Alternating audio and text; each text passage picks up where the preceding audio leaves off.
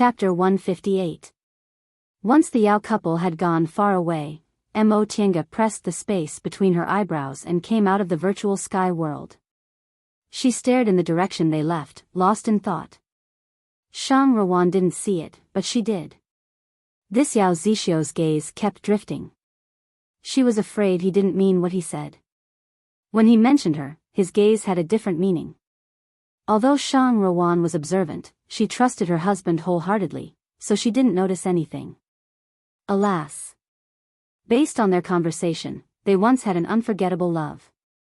They even ran away from home and eloped in spite of other people's gazes. Who would have thought that such an unforeseen event would happen after their loving companionship? That Yao Zixio was obviously unwilling.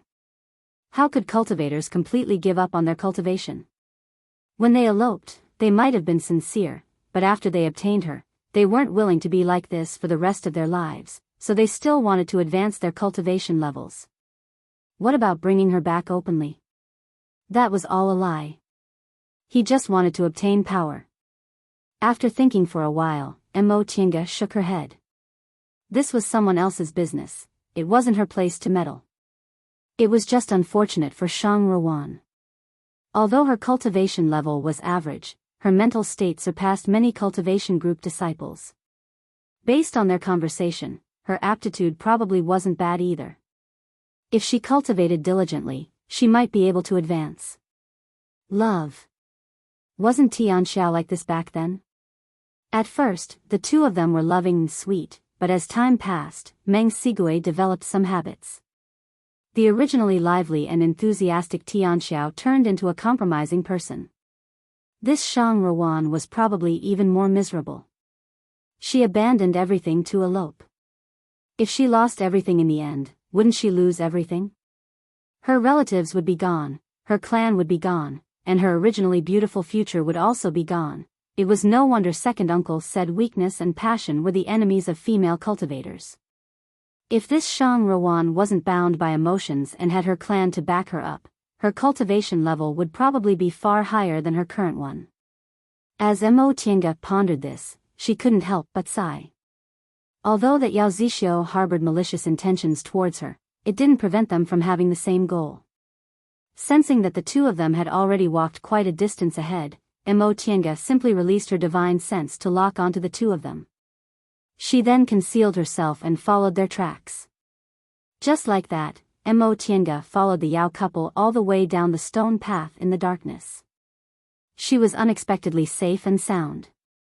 What made Mo Tiange vigilant was that after the Yao couple entered a stone door with her divine sense, she couldn't sense any traces of them anymore. Just as Mo Tiange was hesitating whether she should enter this obviously mysterious stone door, she suddenly sensed another person's breath. It was Daoist Fangzheng. Due to the incident with Yao Zixio, Mo Tiange naturally became even more vigilant. Once she sensed Daoist Fangzheng's aura, she immediately activated the virtual sky mirror and hid inside it. Huh! Daoist Fangzheng let out a cry of surprise, then vigilantly looked around for a while. He then quickly walked towards the stone door the Yao couple entered through. Similarly, after Daoist Fangzheng entered that stone door, his aura disappeared without a trace. Just as Mo Tiange was about to come out of the virtual sky mirror, she saw another group of 5 people entering the hall. Among the 5 people, 2 male cultivators were in the middle stage of the foundation building realm, while the remaining 3 female cultivators were in the early stage of the foundation building realm. It was unknown if the 2 male cultivators were together, but the 3 female cultivators were obviously disciples of the same sect. Perhaps because the formation outside was already broken, the 5 people who came in didn't look as disheveled as the 4 of them. Among the 5 people, the 2 male cultivators walked in the front while the 3 female cultivators walked behind them. Mo Tiange decided to go in and give it a try. Since the formation outside was easy to break, if there was any danger inside, with the virtual sky mirror in hand, even if she couldn't obtain any benefits, she wouldn't lose her life. Besides, this time, she was going out to gain experience, so she couldn't be too careful. Otherwise, this experience would seem meaningless. After Mo Tiange came out of the virtual sky mirror, she also stepped through the door without any hesitation. Once Mo Tienga entered the stone door, she sensed a fluctuation of wood's spiritual aura coming from under her feet. Furthermore, the stone floor was moving at a constant speed. Mo Tienga's vision darkened for a moment before it brightened again. She discovered she was inside a domed hall, and under her feet was a circular stone platform floating in the air. Not far from her, there were 4 circular stone platforms floating in the air. One of them was occupied by the Yao couple, Daoist Fangzheng, the 2 male cultivators who came later, and the 3 female cultivators from the same sect. The 5 stone platforms were gold, cyan, blue, red, and yellow respectively. They emitted pure spiritual aura of the 5 elements. Mo Tienga was standing on a cyan stone platform. When this stone platform moved until it formed a pentagon with the other 4 stone platforms, it stopped. Shang Ruan, who was sitting on the red stone platform, looked fine now. Once she saw Mo Tienga standing still, she smiled and said to Mo Tienga, "Little sister, fortunately, you also came in without a hitch." Shang Ruan knew Yao Zixio harbored malicious intentions towards her, but Shang Ruan was completely unaware of it and treated her so warmly.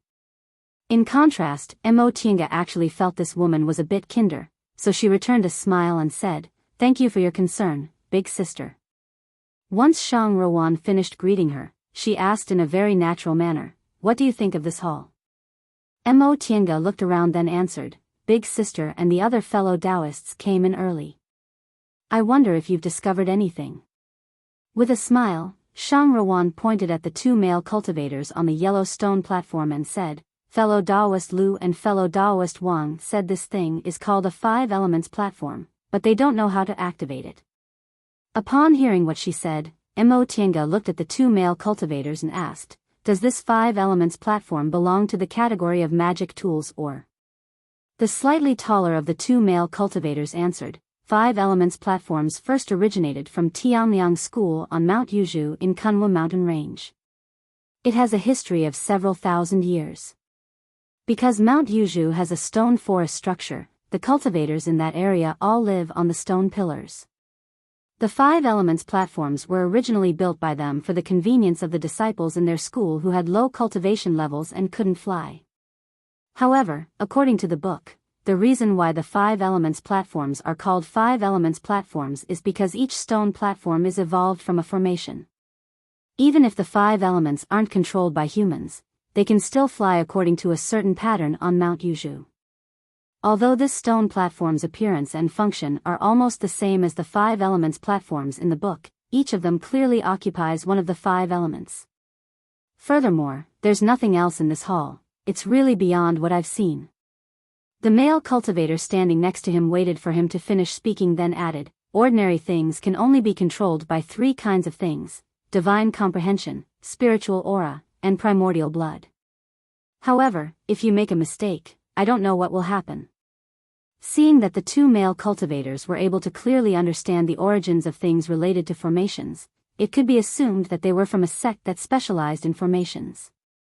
One of the 3 female cultivators from the same sect was the first to reveal a hint of fear. She looked at the stone door that hadn't been closed yet and softly said, "Senior Marshal Sister Yen, we don't know anything about formations, so it's hard for us to judge whether this is right or wrong. How about we leave first?" The other female cultivator frowned and agreed, "Junior Marshal Sister Yun's words are reasonable. Besides, we still haven't finished the task Master gave us, so we shouldn't take any risks." Senior Marshal Sister Yen nodded and said, "Since that's the case, it's more important for us to get down to business." Unexpectedly, just as she finished speaking, the stone platform floated toward the stone door. The 3 of them cried out in surprise. When the stone platform floated to the door, the 3 of them glanced at each other. Senior Marshal Sister Yen said, "How about we think about it together and go back to where we were just now?" The 3 women reached an agreement, and the stone platform actually moved back to its original position. A hint of joy flashed across everyone's faces in the main hall. However, after feeling pleasantly surprised, everyone revealed bitter smiles again. Shang Ruan was the first to show a bitter smile. "Even if we know how to use it, we don't know where we're going." Unexpectedly, Shang Ruan's question, "Where we're going," echoed in the main hall. A white light flashed before everyone's eyes, and they saw 5 large words floating in the middle of the main hall. Mo Tianga's position happened to be opposite to Shang Ruan's, so she could only see the 4 words in reverse: "This life eternal heaven." This life eternal heaven? Mo Tianga only had enough time to think of these words in her divine comprehension before she sensed the stone platform moving quickly. The other stone platforms also acted the same way as this one. They all started to spin rapidly with the center of the main hall as the center. The gales they experienced when they entered the valley were actually swirling upwards from the empty bottom of the main hall. Just as Mo Tianga was about to release her protective aura, she saw a circle of bright blue light erupting from the edge of the stone platform. Right after that, she felt there was nothing under her feet, so she subconsciously summoned the white silk handkerchief. By the time she regained her composure, she realized the main hall had disappeared, the 5 elements platforms had disappeared, and the person who was standing next to her a moment ago had also disappeared. She returned to that valley with green grass and bright sunlight. Under her feet was the white silk handkerchief she usually used to fly. The stone statue in the valley was still the same stone statue, but the entrance was no longer there. On the precipitous mountain wall she saw just now, there were now many stone platforms shaped like entrances. There were many 5 elements platforms flying in the valley, and each 5 elements platform was formed by 5 ring-shaped colors. The trees in the valley weren't as short as before. They were all towering trees, and there were also wooden bridges made of tree vines connecting the trees. Looking at this situation, not only did the spiritual aura in the valley have a bit more spiritual aura, but it also seemed a bit more human. Mo Tianga felt that perhaps in the next moment, a woman wearing a short jacket with a phoenix hairpin and a long skirt would walk out from the stone platform on the precipitous mountain wall. Just as Mo Tianga was thinking about this, a woman dressed like this really walked out from one of the stone platforms in the middle of the mountain wall. That woman stepped on a horsetail whisk and flew towards Mo Tianga at high speed. Mo Tianga was ready to take action, but the woman said, "Fellow Taoist, do you see the 2 junior martial sisters who came with me?" Mo Tianga took a closer look. Although her attire had completely changed, this woman was obviously the woman surnamed Yan from the main hall just now. However, under this attire, she looked even more graceful and charming. Mo Tianga said with astonishment, "Fellow Taoist Yan, why are you dressed like this?" A trace of astonishment flashed across the woman surnamed Yan's face. She said, "Miss, aren't you also dressed like me?" Mo Tianga was about to refute when she felt a chill on her shoulder. She looked down and saw that she, who was still wearing a loose robe with big sleeves, was now wearing a short jacket and a long skirt just like the woman surnamed Yan. However, the woman's attire was the same as the one on the stone platform. It was a brilliant gold color, while Mo Tianga's was a verdant green. Mo Tianga recalled that her attire only changed after the woman surnamed Yan arrived, so she asked, "Fellow Taoist Yan, did you change into this kind of attire right after you arrived here?" The woman surnamed Yan pondered for a moment then answered, "When I arrived here, I was separated from my 2 junior martial sisters. That doesn't seem to be the case. It seems like I only changed into this kind of attire after I walked onto the stone platform." Mo Tianga asked again, "Then, when fellow Taoists saw me, was I already dressed like this?" The woman surnamed Yan wrinkled her brows and answered, "This. I'm not too sure." Mo Tianga's expression couldn't help but change. Divine comprehension could actually play such a big role in this place. After thinking for a moment, she understood what was going on. Obviously, after she saw the stone statue at the entrance, her divine comprehension flashed in her mind, and what she saw in front of her was the same as what she imagined. An illusory formation was also an illusory formation. More than 10 years ago, she and Wei Jiaxi experienced an illusion during the demonic beast riot. However, compared to this illusion, that one was simply too crude. Mo Tianga once recalled that if she went to experience that illusion today, she would definitely be able to break it in the first round. However, the illusion in front of her was clearly fake, yet it looked flawless. Upon seeing Mo Tianga's expression suddenly change, the woman surnamed Yen furrowed her brows and asked, "Fellow Taoist, is there something wrong?" Mo Tiange slowly exhaled. While carefully observing her surroundings, she said, "Fellow Taoist, could it be that you haven't noticed that whatever we think about becomes real?" Just as this thought flashed through her mind, a spiritual beast that looked like Xiaohua suddenly appeared on the grass and pounced towards her. Mo Tiange reached out her hand and stroked the head of this Xiaohua. It was smooth to the touch, just like the real thing. Upon hearing what Mo Tiange said, the woman surnamed Yan's expression immediately changed. She pondered for a moment, then made a hand seal, sending a wind blade towards Xiaohua. Unexpectedly, Xiaohua suddenly jumped and rolled away, spewing out an ardent young real fire. Ah! The woman surnamed Yen hastily dodged, but she still shouted at Mo Tiange, "Fellow Taoist, isn't this real?" Mo Tiange shook her hand, and the shuttle of flying Apsara turned into a golden light that surrounded Xiaohua. She then used the soul-refining art and fiercely pressed it down. The second-rank spiritual beast, Xiaohua, immediately let out a whimper and fell to the ground. She stared at Xiaohua's corpse and said slowly, "This is fake." The woman surnamed Yen stared at her in a daze. Just now, she personally tested it. This spiritual beast was indeed a second-rank spiritual beast, but when Mo Tiange attacked, this spiritual beast didn't even have the chance to resist and was killed.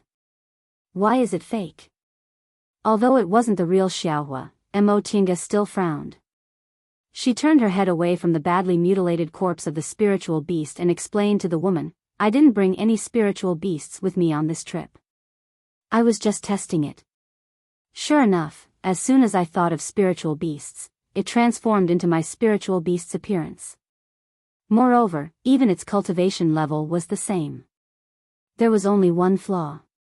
When Xiaohua advanced to the second rank, his ardent yang real fire turned into sun real fire, so this fake Xiaohua had the appearance of a real second-rank inferno beast. Upon realizing this, Mo Tiange's brows furrowed again. To be able to do this, it showed that the master of this illusory formation used his own thoughts to set up the formation.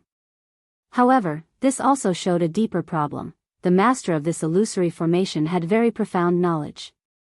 He seemed to be able to transform whatever the person who entered the formation thought of. This point was even more terrifying than the power of the illusory formation itself. The existence of an illusory formation proved that the master's attainments in formations were very high. However, all formations could be cracked.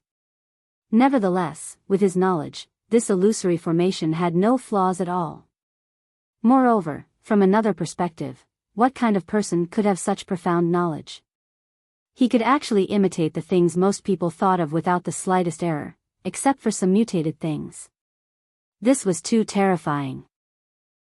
The more Mo Tiange thought about it, the more she felt that the master of this illusory formation had abilities beyond her imagination. In the end, her forehead was already covered in fine beads of sweat. Although the woman surnamed Yen heard Mo Tiange's explanation, she didn't understand why Mo Tiange had such a reaction and was full of doubts. However, the fact that Mo Tiange easily killed a second-rank spiritual beast just now made her realize that Mo Tiange's strength was a bit higher than that of ordinary middle-stage foundation-building cultivators. She couldn't help but feel a hint of reverence towards Mo Tiange. "Little sister Yen Ruoshu from Bishuan Court. May I ask big sister's name and which group you're from?" At first, she only called Mo Tiange Miss or fellow Taoist, but now, she called her little sister and called her big sister on purpose. Mo Tiange just said faintly, "I'm Yi Xiaotian. My master is nameless. Presumably, fellow Taoist also doesn't know me." Mo Tiange's indifferent tone and her unwillingness to say her master's name made the woman named Yen Ruoshu rather angry. However, when she thought about the current situation, Mo Tiange's expression remained calm, so she swallowed her anger. "Big sister Yi, what's going on? It should be an illusory formation." Mo Tiange lowered her head to look at herself. She closed her eyes to think.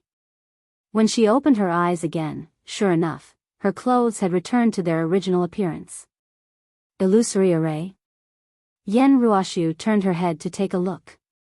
The flowers, the trees, the spirit beasts, and the birds were all real. She couldn't help but feel afraid. What should we do? There's nothing I can do for now. Mo Tienga took out the white silk handkerchief and the shuttle of flying apsara and prepared herself to face the enemy. She then turned her head and said, "Let's go. We'll look for other people first. If we can find them, we'll think about our next step." "All right." Yen Ruoshu had no choice but to nod her head helplessly. After walking for a while, Yen Ruoshu asked, "Big Sister Yi, did you also come here to work in the secular world?" While walking, Mo Tienga attentively observed her surroundings. When she heard Yen Ruoshu's voice, she hastily answered. Yen Ruoshu continued. "That's truly a coincidence. We 3 senior sisters and junior sisters were ordered by Master to come to the mortal world to handle some matters, and we just happened to notice spirit energy escaping from here, so we came over to take a look. Sister Yi, what do you want to do? If it's a coincidence, can you come with us?" This woman was indeed a bit noisy. Mo Tienga wrinkled her brows and said, "I left the mountain to travel under my master's orders, so I'm not sure where I'm going." "Ah, then how about Sister Yi come with us? We are both women, so we must have a lot of common topics." Big Sister Yi. Mo Tienga frowned inwardly as this woman kept talking about Bishuan Court. Mo Tienga knew what kind of cultivation group Yen Ruoshu was talking about was Bishuan Court. Reportedly, this cultivation group only accepted women. It was built in an extremely secretive place and rarely had any contact with the outside world. It was a relatively mysterious cultivation group. The power of this cultivation group wasn't big nor small. Its scale was roughly the same as Yunwu sect or Zixia sect in the past. However, this Yen Ruoshu was very indifferent towards Mo Tienga before, but now, she was a lot more enthusiastic. Obviously, she was alone in this place. Seeing that Mo Tienga's cultivation level was higher than hers, she wanted to befriend Mo Tienga. In fact, they were alone now. Mo Tienga never had the habit of leaving her companions behind, so if there was any danger, Mo Tienga would naturally protect her. This Yen Ruoshu basically didn't need to be like this. "Fellow Taoist Yen, do you have a way to contact your 2 junior martial sisters?" Mo Tienga interrupted Yen Ruoshu. Yen Ruoshu paused for a moment then nodded. "We have a sect summoning talisman." The so-called sect summoning talisman was a method for disciples of the same cultivation group to communicate with each other. This talisman was different from a personal summoning talisman. It used a special method. Once it was sent out, all the disciples of the same cultivation group within a certain range would receive it. Mo Tienga also had several sect summoning talismans in her hands. Every disciple of a cultivation group could receive them when they left the mountain. However, it wasn't easy to make these talismans, so it was best not to use them unless it was an emergency. Upon hearing what Yen Ruoshu said, Mo Tienga said, "In that case, fellow Taoist Yen, you should try to use the sect summoning talisman. It's really hard to find people blindly like this." Chapter 159. Yen Ruoshu sent a summoning talisman to the group. The talisman flew into the air, circled once, then fell back into Yen Ruoshu's hand. This. Yen Ruoshu was at a loss. Mo Tienga frowned and said, "Forget it. It seems even summoning talismans don't work in this illusory formation." Since it was an illusory formation, it naturally had its limitations. What should she do now? If the whole valley was an illusory formation, where was the exit? This valley was surrounded by cliffs, but the sky. Mo Tienga raised her head to look at the sky but still shook her head. Even if foundation building cultivators could fly, the sky was probably within the range of the illusory formation. The 2 of them circled the valley but didn't find anyone else, so they returned to the stone statue and sat on the altar. Yen Ruoshu saw that Mo Tienga was still calm despite being surrounded, so she unconsciously relied on her. In order to relieve her tension, she kept talking to Mo Tienga. As it turned out, the 3 female cultivators from Bishuan Court came here together with her, but they fell behind because she sped up. About an hour after Emo Tiange and Daoist Fangjing entered the valley, Yan Ruoshu's group of 5 also met the 2 male cultivators surnamed Lu and Wang on the cliff. They were also cultivators from the same group. They learned from the aura refining cultivators on the cliff that there were already 4 foundation building cultivators going down the valley together. They also learned that there were gales, miasma, and other things in the valley, so the 5 of them went down together. Unlike Emo Tiange's group, these 5 people laid a formation to resist the gales according to the instructions of the 2 male cultivators. However, how could this kind of formation, which was laid according to position, compare to Emo Tiange's white silk handkerchief? They only went about 300 meters down, but they already felt it was difficult to resist. At that moment, for some reason, the gales suddenly weakened, so they could go down the valley smoothly. As soon as they entered the valley, they discovered that it was completely different from the dangerous gales and miasma high up in the sky. It was quiet and beautiful like a paradise. After searching for a while, they finally found this stone statue. When Emo Tiange heard this, she roughly understood what happened. After they were swept down by the gales, she didn't lose consciousness for long. Later, they found the stone statue and broke the formation, so the gales weakened and the 5 of them were able to reach the bottom of the valley smoothly. After understanding what happened, Emo Tiange felt even more puzzled. After thousands of years, the formation had long since lost its original might, which was why she was able to break it so easily. However, she had never imagined that the formation could actually affect the astral winds in the valley. If that was the case, wouldn't the might of the formation be much stronger than she had imagined? The hidden little spirit vein, the formation of the altar, the mysterious 5 elements platform, and this illusory formation that he knew was fake but couldn't see through, the master of this place was really terrifying. In addition, this valley was clearly as beautiful as a fairyland, but the air was filled with miasma and astral winds, as if it was deliberately not letting outsiders know. Putting all these together, it sounded like some kind of expert was living here in seclusion. However, what about the stone statue and the altar? The 2 appeared in the same place, which was like worshipping gods in the mortal world, but there were traces of immortal cultivators everywhere. Could it be that there were mortals in this valley who worshipped the immortal cultivators who lived here as gods? She thought of several possibilities in her mind, but Yan Ruoshu was still jabbering on and on. Emo Tiange was annoyed by her, so she stood up and said, "Fellow Daoist Yan." Yan Ruoshu was stunned. "Let's split up and search. If we run into other people, we'll meet here." This. Yan Ruoshu was at a loss. She was indeed a bit scared to be alone. Emo Tiange's heart softened when she saw a trace of fear flashing across her face, but also embarrassed to say it out loud. She found this person too weak and displeasing to the eye, but she was actually just a timid woman who didn't have any bad intentions. Emo Tiange softened her tone and said, "If it's inconvenient for fellow Daoist, you can wait for me here. I'll be back soon." Yan Ruoshu nodded gratefully. "Okay, big sister Yi, you have to be careful." Emo Tiange gave her a smile, then she controlled the white silk handkerchief and flew up. When she was with Yan Ruoshu just now, they only roughly searched the entire valley. This time, without Yan Ruoshu chattering on the side, Emo Tiange carefully searched the stone platforms one by one. The location of the stone statue in the T-shaped valley happened to be in the bottommost hook. There was also a long valley path that was horizontal and vertical.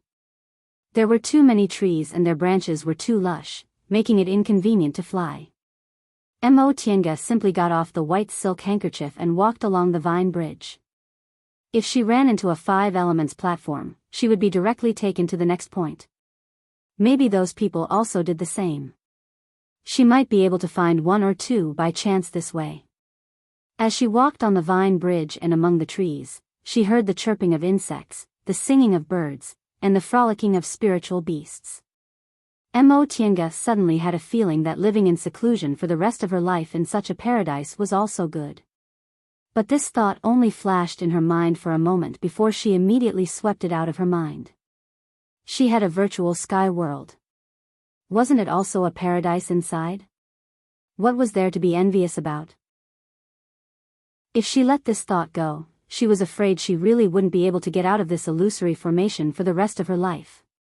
After walking for a while, she suddenly sensed a faint spiritual aura fluctuation with her divine sense. Mo Tianga's spirit was aroused. She couldn't care about anything else. She alternated between the Vine Bridge and the 5 Elements platforms, rushing towards the spiritual aura fluctuation. The spiritual aura fluctuation became clearer and clearer. She clearly felt that 3 cultivators were fighting. One of them had a somewhat familiar spiritual aura. Mo Tianga stepped onto another 5 Elements platform. She turned a corner and saw it. It was the 2 male cultivators Lu and Wang, and Daoist Fangzheng. She didn't know what was going on, but the 3 of them were actually fighting recklessly with bloodshot eyes. The other strange thing was that although the 2 male cultivators Lu and Wang were fighting together against Daoist Fangzheng, they would trip each other up from time to time. It was simply a 3-way fight. If she only met them on the road, Mo Tianga wouldn't have paid any attention to them. Even if the 3 of them died together, it wouldn't have mattered to her. But now, they encountered the illusory formation in this valley together, and each of them was standing on one of the 5 colored stone platforms. Who knew if something bad would happen if one of them died? With that thought in mind, Mo Tianga summoned the white silk handkerchief. As she flew towards them, she shouted, "Stop!" The 3 people looked at her at the same time, but all of them suddenly changed direction and started to attack her with magic tools and spells. Daoist Fangzheng shouted, "Fellow Daoist Yi, don't get involved. I found this thing first." Mo Tianga was stunned. She didn't have time to think about the meaning of his words because the attacks from the 3 people's magic tools had already arrived. She raised her hand, causing a brick wall to fall and completely block the 3 people's attacks. At the same time, she used the shuttle of flying Apsara and the soul refining art to release its spiritual aura pressure. The 3 people immediately felt their heads go numb and their movements were a step slower. Each of them was surrounded by the golden rays formed by the shuttle of flying Apsara. Nevertheless, these 3 people weren't mediocre. Among the 9 people trapped in this valley, 5 of them were in the early stage of the foundation building realm, while the 4 of them were in the middle stage of the foundation building realm. Mo Tianga wasn't afraid of facing 3 middle stage foundation building cultivators at the same time. But even if she wasn't afraid, it was still very difficult for her. She borrowed the spiritual aura pressure from the 2nd layer of the soul refining art to seize the initiative and split the shuttle of flying Apsara into 3, trapping the 3 people at the same time. In the next moment, the 3 of them reacted and each used their own methods. Daoist Fangzheng used a horsetail whisk. Although it wasn't a high-grade magic tool, it had a lot of experience. Among the 2 male cultivators surnamed Lu and Wang, one used a sword while the other was a talisman cultivator. When the 3 of them attacked her at the same time, even though Mo Tianga's magic tool was powerful, she still found herself in danger. At that moment, the benefits of comparing notes with Yi Jingwen all day long previously showed themselves. Yi Jingwen was a sword cultivator, and his fighting techniques were also superior to cultivators in the same realm as him. He had a move called 1,000 Directions Broken Light Sword, which was extremely powerful. When he released several hundred sword auras to attack the enemy at the same time, it was no different from fighting several cultivators at the same time. Now that she saw the 3 people attacking her at the same time, Mo Tianga, who had already prepared her soul refining art, instantly released her spiritual aura pressure. The shuttle of flying Apsara closed and she once again attacked the talisman cultivator surnamed Wang. At the same time, she also summoned the enchanting lantern and firmly blocked their attacks with the white silk handkerchief. Several methods were launched at the same time, and there were practically no pauses in between. This was the result of comparing notes with Yi Jingwen. The faster she attacked and the more methods she had, the higher her chances of winning were. The enchanting lantern shone brightly, the shuttle of flying Apsara laid a formation, and the soul refining art suppressed them. For a moment, the 3 people were suppressed by her and stopped for a moment. Mo Tianga shouted, "Wake up! This is an illusory formation." Right after she said that, and their divine senses were suppressed by the soul refining art, the three people were stunned for a moment before they somewhat sobered up. Mo Tiange seized this opportunity and shouted, "Whatever you think will appear here. You mustn't fall into the trap." The three people finally stopped. Daoist Fangjing's expression was filled with doubt. "It's fake?" Mo Tiange heaved a sigh of relief. "Correct. What did you see just now? Each of you should think about something else." The three people were skeptical, so they turned around to look behind them. Only then did Mo Tiange notice that there was a snow-white flower growing on the rock wall. It was surrounded by immortal aura, and it looked like a fairy descending to the world. She suddenly understood. This was the white jade snow lotus, a rare species passed down from the distant past era. It could be concocted into a kind of medicinal pill called Heavenly Fragrance Pill. This pill could help people break through bottlenecks, and it was also effective for nascent soul cultivators. It was no wonder the three of them fought over it. However, there were several stalks in her virtual sky world, and they were much older than this one, so there was no need for her to be jealous. In fact, the three people had been observing her. If she saw this thing and was tempted, they would kill her immediately. However, when Mo Tiange saw the white jade snow lotus, she only showed a look of realization on her face before she regained her calmness. Only then did the three of them listen to her and try to think about other things. All of a sudden, the white jade snow lotus turned into green smoke and disappeared into the air. What appeared in that place was a spiritual plant enshrouded in purple aura. It swayed in the wind and was surrounded by spiritual aura. Purple slew grass. The three people's expressions changed greatly. They looked at each other and remained silent. Mo Tiange knew they believed her, so she heaved a sigh of relief. She put away her magic weapons and tools, then walked towards them. "You saw it. In here, whatever you think in your heart will directly appear in front of you. Spiritual plants and exotic flowers? They're all fake." Daoist Fangjing's face alternated between red and white. In the end, he heaved a long sigh and said, "It seems I was too impatient. In that case, I have to thank the master of this place. If it weren't for this illusory formation, I also wouldn't have realized I almost had an inner demon." Based on what he said, it seemed the person who imagined the white jade snow lotus here was Daoist Fangjing. But of course, he wasn't young and he didn't have a cultivation group to rely on, so he must be the most anxious. Medicinal pills concocted from white jade snow lotus could help people break through bottlenecks, so it must be what he needed the most right now. Therefore, as soon as he arrived here, he hoped to find this kind of miraculous medicine. When the two cultivators Lu and Wang heard what Daoist Fangjing said, they also looked ashamed. Not only did they believe her, but they also had a falling out with their fellow disciples because of it. Even if the two of them didn't mention it, there was already a grudge in their hearts. Daoist Fangjing cupped his hands towards Mo Tiange, then said sincerely, "Fellow Daoist Yi, thank you very much for this time." Mo Tiange nodded to accept his bow, then asked, "Fellow Daoist Fangjing, fellow Daoist Lu, fellow Daoist Wang, how did you get here?" The one who answered was still Daoist Fangjing. "After I disappeared from the 5 Elements platforms, I found myself not too far from here. I slowly walked here until I found the white jade snow lotus. Just as I was about to pick it, these two fellow Taoists rushed out." He cast a glance at the two cultivators Lu and Wang. Although he maintained his politeness, there was a hint of disdain in his gaze. Obviously, when the two cultivators Lu and Wang saw the lotus, they also wanted to take it for themselves and had a falling out with their fellow disciples. Mo Tiange wasn't interested in investigating this.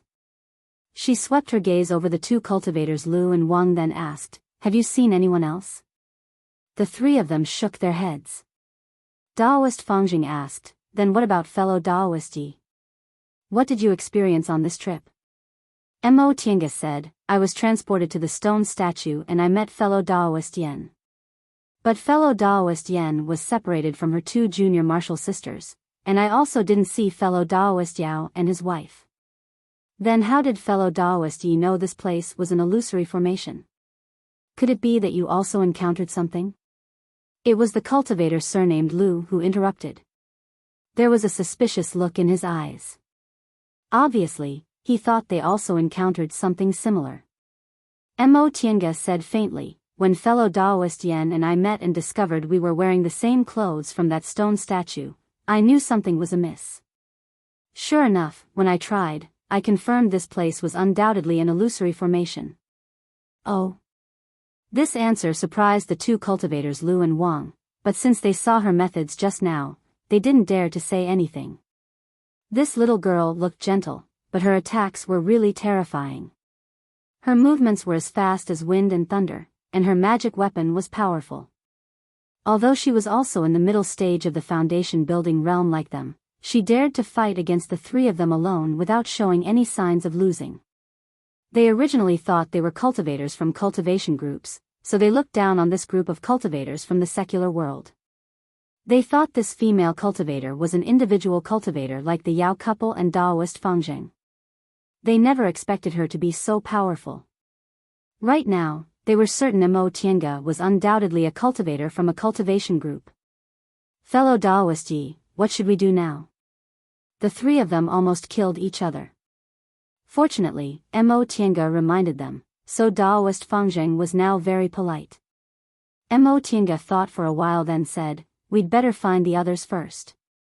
We're each standing on one of the 5 elements platforms. We don't know what will happen to the others if they don't pass the test. If something happens to them and we get implicated because of it, things won't be good. The three of them thought about it and agreed. They each stood on one of the 5 elements platforms, so they might have already been recognized as one. What if one of them didn't pass the illusory formation and this formation turned into a killing formation? If they lost their lives just like that, it would be too unjust. Fellow Daoist Yi is right. Daoist Fangjing was the first to agree. Lu and Wang looked at each other and nodded. Shall we go look for them first? Let's split up and search. Mo Tiange said, it'll be faster to find them this way. Fellow Daoist Yen and I agreed to meet at the stone statue. After we find them, we'll go to the stone statue. Just in case. How about we split into groups of 2? It's easy to fall into the trap if you're alone, so it's good to have someone on the side to remind you, Daoist Fangjing suggested. Lu and Wang hesitated for a moment but didn't say anything. They had just fought, and it was obvious that there was a grudge between them. However, in this unfamiliar environment, they could still trust each other a little. That's settled then. Mo Tiange spoke first. Fellow Daoist Lu, fellow Daoist Wang, you two are fellow apprentices, so you'll naturally be together. How about I go with fellow Daoist Fangjing? How could Lu and Wang not agree? They nodded, and the 4 of them split into groups of 2. Mo Tiange felt a bit more relaxed now that she was searching with Daoist Fangjing. Daoist Fangjing was an old cultivator who had been in the cultivation world for a long time. He wasn't a chatterbox like Yen Ruoshu, and he was even more experienced than her in handling matters. The 2 of them quickly searched their way. The place where Daoist Fangjing and the 2 cultivators Lu and Wang fought was at the T-shaped intersection. Since Mo Tiange came from the stone statue, they were divided into 2 teams, so they naturally went in opposite directions and searched for the 2 sides of the T-shaped intersection. Fellow Daoist Yi. Daoist Fangjing suddenly shouted from the stone platform on the other side.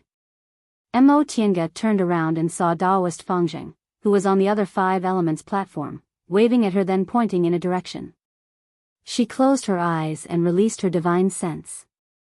Sure enough, she found subtle spiritual aura fluctuations. She couldn't help but admire Daoist Fangjing's divine sense.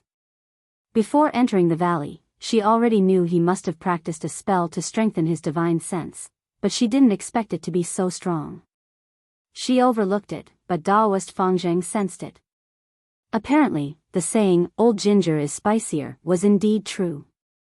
Even though his cultivation level was a bit lower than hers, this Daoist Fangjing really couldn't be underestimated.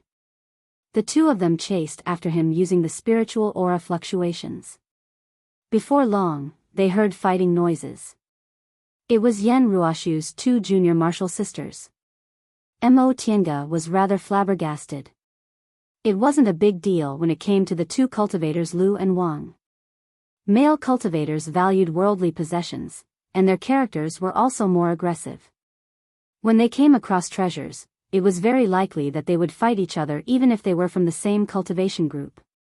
However, these two were female cultivators. Female cultivators rarely fought each other when they ran into trouble, not to mention they were martial sisters from the same cultivation group. Daoist Fangzheng was also astonished. The two of them slowly flew over. Sure enough, the two female cultivators from Bishuan Court were fighting each other. Moreover, judging from the way they fought, they didn't seem to be holding back at all. B*TCH. In the middle of the fight, one of the female cultivators dressed in black shouted loudly, "You still dare to attack me?" The other female cultivator dressed in yellow, whom Mo Tiange remembered was called Junior Martial Sister Yun, by the female cultivator dressed in black, withdrew her jade bracelet magic tool, then uttered a cold "Humph." "Senior Martial Sister Lu, it was you who attacked first." You, the female cultivator called Senior Martial Sister Lu, had a twisted expression, and her face was filled with resentment. "Fellow Daoist Yi." Daoist Fangzheng stopped and said softly, "Look over there." Mo Tiange looked in the direction Daoist Fangzheng was pointing. Not far from the two female cultivators stood a white-robed man. He was very handsome, elegant, and suave. Mo Tiange sensed spiritual aura fluctuations coming from his body. His cultivation level was in the early stage of the foundation building realm. She muttered to herself, "This isn't a real person, right?" Daoist Fangzheng frowned, then slowly shook his head. "In my opinion, he shouldn't be." Mo Tiange already knew second-rank spiritual beasts could be created inside this illusory formation, so presumably, creating an early-stage foundation-building cultivator shouldn't be a problem, right? Since this person appeared where the two women were fighting, he was most likely the reason for their conflict. Alas, it's another emotional entanglement.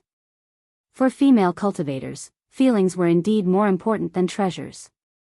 At that moment, Junior Martial Sister Yun leaned towards the white-robed male cultivator and said in a sweet voice, "Big Brother Tang, look at Senior Martial Sister Lu." Before she could finish, Senior Martial Sister Lu whipped her magic tool whip and said angrily, "Yunhan Yen. Don't go too far. Pretending to be weak and pitiful, what else can you do besides this trick? You're slandering me for hitting you. It's obviously you who insulted me, so I..." The woman called Yunhan Yen only glanced at her, then turned to talk to the male cultivator again. "Big Brother Tang, I'm not that kind of person. You know, Yunhan Yen." Senior Martial Sister Lu couldn't help but shout angrily when she heard Yunhan Yen wiping her tears again. She didn't say anything else and lashed her whip again. The two women started fighting again. Mo Tiange couldn't help but rub the space between her eyebrows. Didn't these two people realize something was wrong with their Big Brother Tang? They were jealous of this man, but they couldn't even tell whether he was real or fake. Spiritual beasts and the like could be imitated, but humans were too complicated. Even if they could be imitated, the details would always be different. Since they were lovers, they would naturally be able to tell the difference. Daoist Fangzheng flew towards them and shouted loudly, "Fellow Daoists." His arrival finally made the two women stop fighting for a moment, but they still glared at each other with hatred and only paid a little attention to Daoist Fangzheng. In the end, Senior Martial Sister Lu still remembered the matter at hand. She asked, "Fellow Daoist, is something the matter?" Daoist Fangzheng was annoyed that these two people didn't know what was important. Without saying a word, he raised his hand and threw his magic tool towards the white-robed male cultivator. The two women turned pale with fright. The two people who were fighting just now attacked Daoist Fangzheng together. At that moment, Mo Tiange arrived. She waved her white silk handkerchief, blocking the two women's magic tools, allowing Daoist Fangzheng to attack the white-robed male cultivator smoothly. Under Daoist Fangzheng's attack, the white-robed male cultivator retreated all of a sudden. He then took out a flying sword and attacked Daoist Fangjing. Daoist Fangjing never expected that a fake illusion would be able to retreat and counterattack. He was stunned for a moment and his reaction was a step too slow. The flying sword brushed past him and cut half of his sleeve. Daoist Fangjing was astonished as he held the half of his sleeve. Mo Tiange shouted, "Fellow Daoist Fangjing, that illusion has the strength of a real person. You must be careful." Daoist Fangjing regained his senses and immediately dodged to the side. He then raised his hand and used magic to fight with the white-robed male cultivator. Under normal circumstances, individual cultivators couldn't compare to cultivators from cultivation groups or cultivation clans because they lacked magic tools, spiritual talismans, spirit stones, and the like. They also didn't have good cultivation techniques, so they were at a disadvantage in fights of magical power. However, outstanding individual cultivators weren't inferior to cultivators from cultivation groups. Because their path to immortality was extremely difficult, they had perseverance and patience that surpassed ordinary people, and they were battle-hardened. Those who could reach the end and stand above everyone else were people with excellent wisdom and tyrannical spells. Although Daoist Fangjing couldn't be said to have excellent wisdom, he had roamed the cultivation world for several hundred years. Being able to reach the middle stage of the foundation building realm and still live well proved that he surpassed other people in certain aspects. The fact that he could hold on for such a long time while fighting against Lu and Wang proved that he had some clues. This white-robed male cultivator was only in the early stage of the foundation building realm, so his cultivation level was slightly lower than Daoist Fangjing's. Furthermore, he was an illusion. Although the illusory formation made him look like a real person, he lacked the flexibility and versatility of a real person in fights of magical power. Once he was tangled with Daoist Fangjing, it only took him a moment to show signs of defeat. Yun Hanyan and Senior Marshal Sister Lu were on tenterhooks when they saw Big Brother Tang in danger again and again. However, they were blocked by Mo Tiange and couldn't go forward, so the two of them were furious. They glanced at each other then simultaneously attacked Mo Tiange. When Mo Tiange saw that one of them took out several magic tools and the other threw out a large number of talismans, looking as if they wanted to fight her to the death, she was also annoyed. She wanted to teach them a lesson, so she didn't show any mercy. The shuttle of flying Apsara and the white silk handkerchief both attacked and defended, resolving this move. In a flash, Mo Tiange released the spiritual aura pressure of the soul refining art, causing the two women to freeze. Mo Tiange didn't show any mercy. The golden rays from the shuttle of flying Apsara split into 2 and then 4. Each ray attacked the two women separately. The golden rays were aggressive and their momentum was monstrous. Coupled with the fact that Mo Tiange was suppressing them with the spiritual aura pressure of the soul refining art, the two women no longer had the strength to fight back. They could only watch helplessly as the golden rays pierced their bodies. Ah! 2 cries of alarm rang out at the same time. Mo Tiange put away her magic weapons and magic tools then landed on the ground. She stared coldly at the two women. Ah! Also came from the other side. Daoist Fangjing had killed the illusion of the white-robed male cultivator. When the two women heard that sound, they simultaneously turned their heads and shouted, "Big Brother Tang!" Regardless of their injuries, they crawled up and staggered towards the white-robed male cultivator. They threw themselves on his body. Once they saw that he was no longer breathing, they burst into tears. Mo Tiange and Daoist Fangjing glanced at each other. Both of them frowned. Daoist Fangjing was used to worldly affairs, so he couldn't stand this kind of ignorant cultivation group disciples. Mo Tiange was also unhappy that the two women still hadn't realized something was wrong. You. After crying, Senior Marshal Sister Lu crawled up with a tear-stained face. A ruthless expression appeared on her face. "I'll fight you to the death." Mo Tiange was furious. She let out a cold humph, then raised her hand and pressed down. The golden rays she held back just now burst out of their bodies. Ah! The two women cried out and fell to the ground.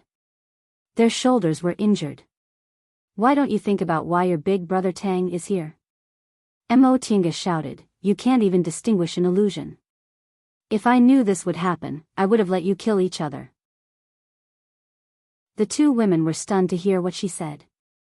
Their tears hadn't dried yet as they stared at her blankly. Illusion?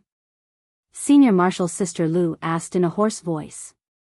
Mo Tiange was very angry.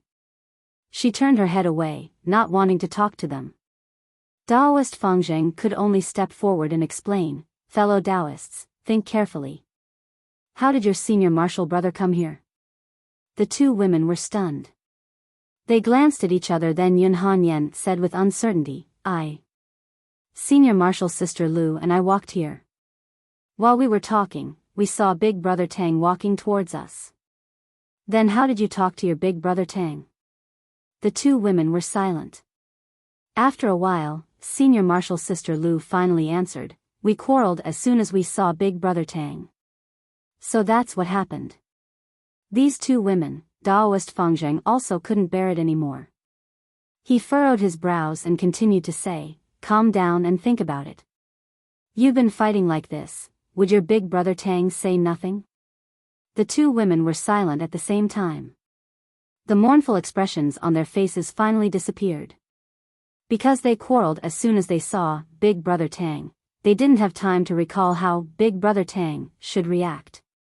Therefore, this illusion didn't say anything, only stood there in a daze. The hateful thing was, these two women still couldn't tell it apart. Enough.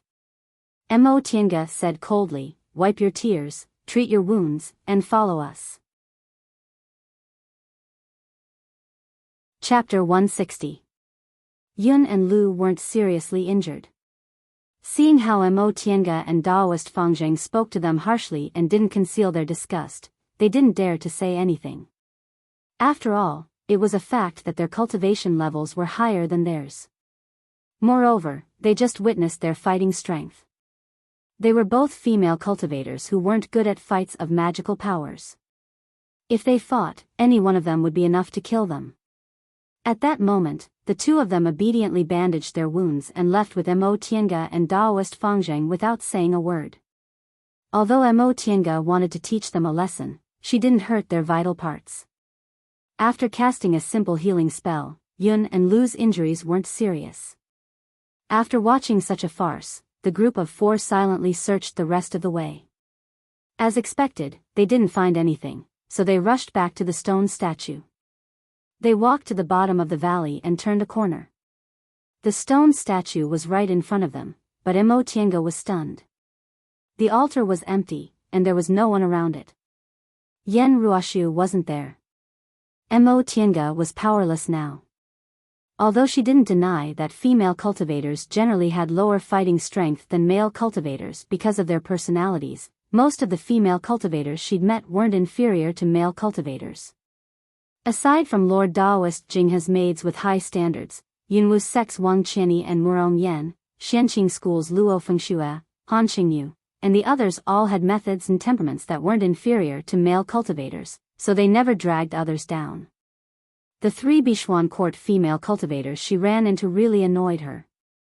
One was cowardly, and the other two were jealous. Could it be that there were only female cultivators in the group and no male cultivators to compare them with, so they just let themselves be and didn't strive to improve themselves? Mo Tiange's expression darkened. I told fellow Daoist Yen we'd meet here, but I don't know where she went. Daoist Fangzheng's expression also darkened. He was an individual cultivator, so he became even more furious when he saw how useless the group's disciples were. How much effort and how many hardships did individual cultivators have to go through to reach the foundation building realm? These group's disciples had masters to teach them and were worshipped by the group, yet they were actually so disappointing. Let's just wait here. If we get separated again, it'll be troublesome, Daoist Fangzheng said. We can't keep searching like this. If we lose someone else, after Daoist Fangzheng said that, he didn't continue speaking. Mo Tiange already understood what he meant. They weren't these women's masters or relatives, so she couldn't take care of them right now. It would be better to just let them fend for themselves.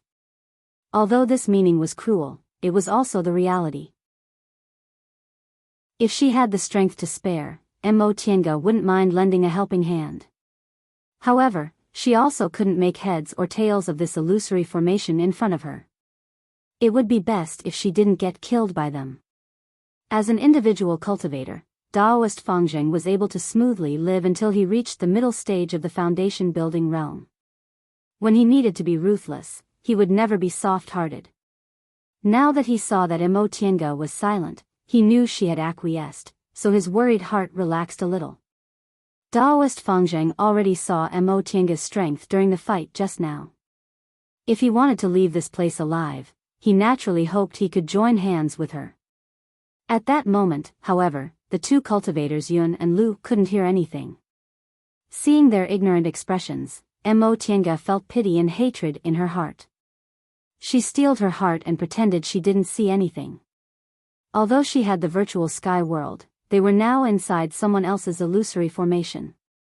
Even if they entered the virtual sky world, they would still be frustrated if they couldn't leave. Therefore, the most important thing right now was to leave this illusory formation safely. She didn't need to be responsible for other people's lives. The four of them waited on the stone statue altar for a while. The two cultivators Lu and Wang finally came back. When Mo Tiange sensed them with her divine sense, she deliberately paid attention to them. She realized there were only the two of them and there was no trace of Yao Zixio or Shang Ruan.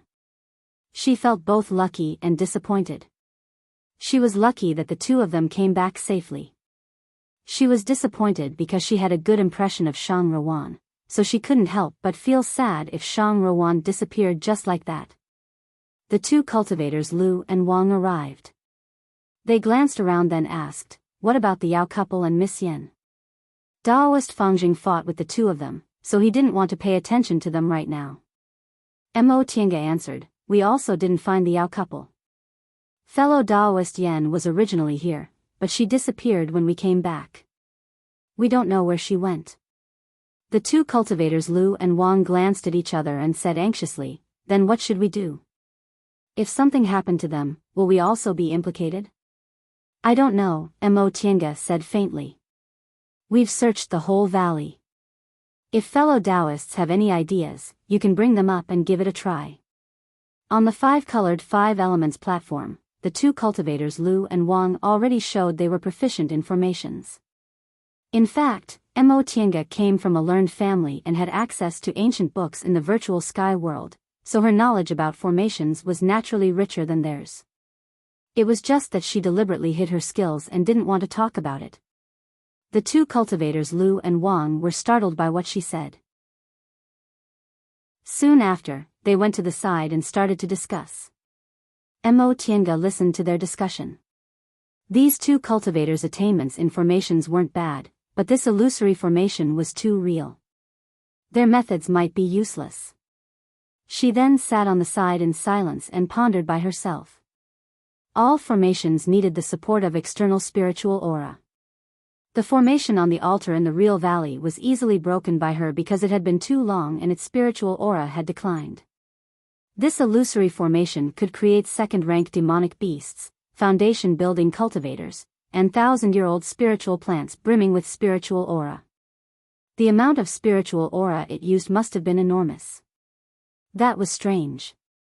Why could this formation still display such power even though it had existed for so long? The amount of spiritual aura it needed to trap them in this place and create those things brimming with spiritual aura was really frightening. It definitely couldn't be achieved by using hundreds or even thousands of spirit stones. The spirit stones used to create such an exquisite formation must have been of a high grade. Spirit stones were also divided into grades. Ordinary spirit stones whose grades weren't mentioned were all low-grade spirit stones. In addition, there were middle-grade spirit stones and high-grade spirit stones. Middle-grade and high-grade spirit stones were very rare in the cultivation world. Cultivators after the core formation realm usually couldn't obtain them. Because Mo Tiange was Lord Daoist Jinghe's disciple, she received some middle-grade and high-grade spirit stones as a disciple. But even if she had them, she usually only used low-grade spirit stones. Middle grade and high grade spirit stones were reserved for laying high-level formations. The higher the level of a formation, the higher the concentration of spiritual aura it needed. Once the concentration of spiritual aura reached a certain level, it couldn't be increased just by increasing the number of spirit stones. She had to use middle grade and high grade spirit stones. Since the spiritual aura of this formation needed was so frightening, Mo Tiange roughly guessed the number of high grade spirit stones needed was probably more than 1,000 or even 10,000. 10,000 high-grade spirit stones. Mo Tiange thought about it and felt it was terrifying. Because she was Lord Daoist Jinghe's advanced inner disciple, her disciples' rations were only a bit less than core formation cultivators, but it was several times more than ordinary foundation-building cultivators and even elite disciples. However, she only received about 10 middle-grade and high-grade spirit stones every year. If she didn't advance, it would take her more than 1,000 years to save up 10,000 high-grade spirit stones. She was in charge of all the affairs in Shangqing Palace. Lord Daoist Jinghe only received about 100 high-grade spirit stones every year. Even so, it would take him several decades or even 100 years to save up 10,000 high-grade spirit stones. If the consumption of cultivating, laying formations, and so on were taken into account, her cheap master's net worth was probably only this much, right? What was the identity of the master of this place? Her master was a nascent soul cultivator from one of the top cultivation groups in the Celestial Pole. Even among nascent soul cultivators, his net worth was considered rich, but he probably wouldn't use 10,000 high-grade spirit stones to lay a formation. Could it be a cultivator in the nascent soul realm or above? This thought only flashed in Mo Tiange's mind, but she soon shook her head. She had seen Zhong Muling and Yuan Bao. Judging from the illusory sky formation, this formation was a lot worse and didn't seem to be the work of a deification cultivator. Besides, how could a deification cultivator be so easy to find? According to Yuan Bao, the world was so big, and the Celestial Pole was only a corner. There were more than 10 places like the Celestial Pole, and it would take several thousand years for a deification cultivator to appear. How could she be so lucky as to casually enter a deification cultivator's immortal's cave? She shook her head and continued to think about how to crack the formation. Spiritual aura. Right, such a huge illusory formation definitely couldn't exist for a long time. Even if she couldn't crack it, it would be good if it could last for several months. A happy expression appeared on her face, but a moment later, her smile froze. Wrong. She only thought that an illusory formation would certainly consume a lot of spiritual aura, but she never thought that an illusory formation might make people feel wronged. One day might turn into a year. If that was the case, perhaps being trapped here for several months would turn into several hundred years, and they wouldn't be able to leave for several hundred years. However, they also couldn't really cultivate for several hundred years. In the end, they might go crazy, right? Thinking up to this point, Mo Tiange still couldn't find an answer, so she sighed. Daoist Fangjing noticed her expression, so he walked towards her and asked, "Fellow Daoist Yi, what's wrong?" Mo Tiange shook her head. "It's nothing. I just can't think of a way to crack it." She turned around and saw that the two cultivators Lu and Wang were also shaking their heads and sighing. Obviously, they also couldn't think of a way to crack it. As for the two Bishuan court female disciples, upon seeing their cautious expressions, they finally realized what kind of dangerous situation they were in, so they were no longer in the mood to quarrel. Instead, they just huddled together with fear on their faces. The 6 of them were at their wits' end. They sat on the stone statue's altar for a whole day and watched the sky turn dark, but they still couldn't come up with a solution. There was also no trace of the Yao couple and Yen Ruoshu. Seeing that the sky was already dark, Mo Tiange casually found a place on the altar to sit and meditate. She didn't know whether this place was safe or not, so she naturally didn't dare to cultivate.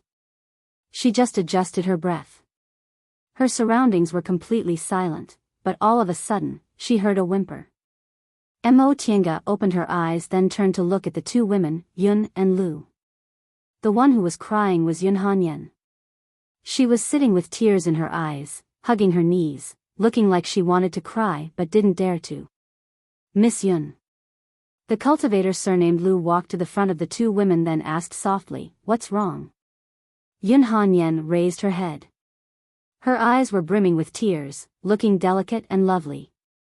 She said in a trembling voice, I. She wanted to say something but didn't dare to. The cultivator surnamed Wang also walked over. Upon seeing her like this, the two male cultivators both looked comforted. The cultivator surnamed Lu seized the initiative and comforted her. "Miss Yun, don't worry. I'm here. I'll protect you." Upon hearing what he said, Yun Han blinked, and a tear fell from her eye. Really? The two male cultivators nodded desperately. Mo Tiange originally thought that Senior Marshal Sister Lu would laugh at her, but unexpectedly, she didn't. She glanced at her, only to find that Senior Marshal Sister Lu was sitting in a daze. Her eyes were unfocused, and she looked like she had lost her soul. From time to time, she would smile sweetly, but in the end, her expression would be infinitely sad. Mo Tiange remembered that Senior Marshal Sister Lu and Yun Han were fighting over a man's favor during the day. Apparently, she was thinking about her big brother Tang.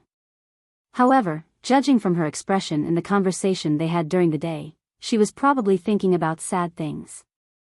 Seeing Yun Han talking to the two cultivators like a little white rabbit, then comparing it to the desolate expression on Senior Marshal Sister Lu's face, Mo Tiange couldn't help but sympathize with her.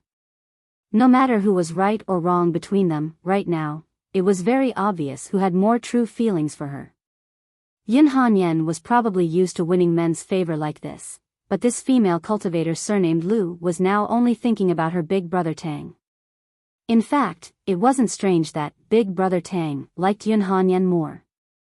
Both men and women thought the other party was very strange. Women liked by men were usually not recognized by the same sex, and men liked by women were usually considered by men to be embroidered pillows. No matter whether Yun Han pretended to be weak or pitiful, men always fell for this trick. But that person shouldn't be like this, right? In his eyes, men and women seemed to be the same. Aside from cultivating, he had nothing else to do. After thinking for a long time, Daoist Fangjing suddenly shouted in the darkness, "Who's there?" Mo Tiange was startled. She immediately stood up and prepared to fight. She spread her divine sense, but in the next second, she was stunned. In the darkness, a tall man slowly walked towards her. He wore a high hat and a broad belt, looked heroic, and his whole body emitted a frightening momentum. The other people's expressions changed greatly. This momentum. He was a core formation senior. After seeing this person clearly, Daoist Fangjing looked at Mo Zai's reaction out of habit. However, he saw Mo Tiange staring at that person, seemingly thinking about something. He didn't have time to think too much. He cupped his hands and tried to speak as calmly and respectfully as possible. "Senior, I'm Junior Fangjing. May I ask how Senior got here?" That person didn't pay him any attention and walked straight towards Mo Tiange. Fangjing and the others were horrified. Although they outnumbered him, the other party was a core formation cultivator. The gap between a core formation cultivator and a foundation building cultivator was too big. They didn't know where this person came from. If he harbored evil intentions towards them, he only needed to wave his hand and they would probably, under their fearful and trembling gazes, that person finally stopped several feet away from them. Mo Tiange also heaved a sigh of relief. She glanced at him and said, "This is an illusion." An illusion? Fangjing and the others were startled, but they still looked at him cautiously. They were afraid this illusion would have the same attack power as the one they encountered. Tiange, the illusion, spoke all of a sudden. Fangjing and the others were startled once again. Cultivators Lu and Wang didn't need to say anything since they'd never seen a person's illusion. Although Fangjing and the two disciples Yun and Lu had seen the illusion of Big Brother Tang, that illusion couldn't speak. The illusion walked towards Mo Tiange step by step and said softly, "Tiange, why didn't you say goodbye to me when you left? Mo Tiange closed her eyes. When she opened them again, she found the illusion was still there. She could only smile bitterly. Why should I say goodbye to you? The illusion paused for a moment then said, you shouldn't have come to say goodbye. I didn't want to see you. Although Mo Tiange knew the illusion in front of her was fake, she still felt her heart tighten. After a long time, she finally exhaled and said softly, yes. I don't know the reason, but you've already used your actions to explain that you don't want to see me. I also don't want to see you again. Go, don't appear in front of me again. As she spoke, she closed her eyes and turned her head. Upon hearing what she said, the illusion stood there for a while then suddenly walked forward until he was very close to her. Mo Tiange heard his voice suddenly soften. In fact, I wanted to see you. I just, his hand was about to wrap around her, but Mo Tiange took a step back. She said those words because she hoped the illusion would disappear on its own, but she couldn't control her thoughts. She took a deep breath, raised her head, and stared at the illusion that was almost no different from the real person in front of her. She said word by word, "You're fake." I don't want a fake. The illusion smiled. It was a smile that rarely appeared on the real person. I'm real. You want me to be real.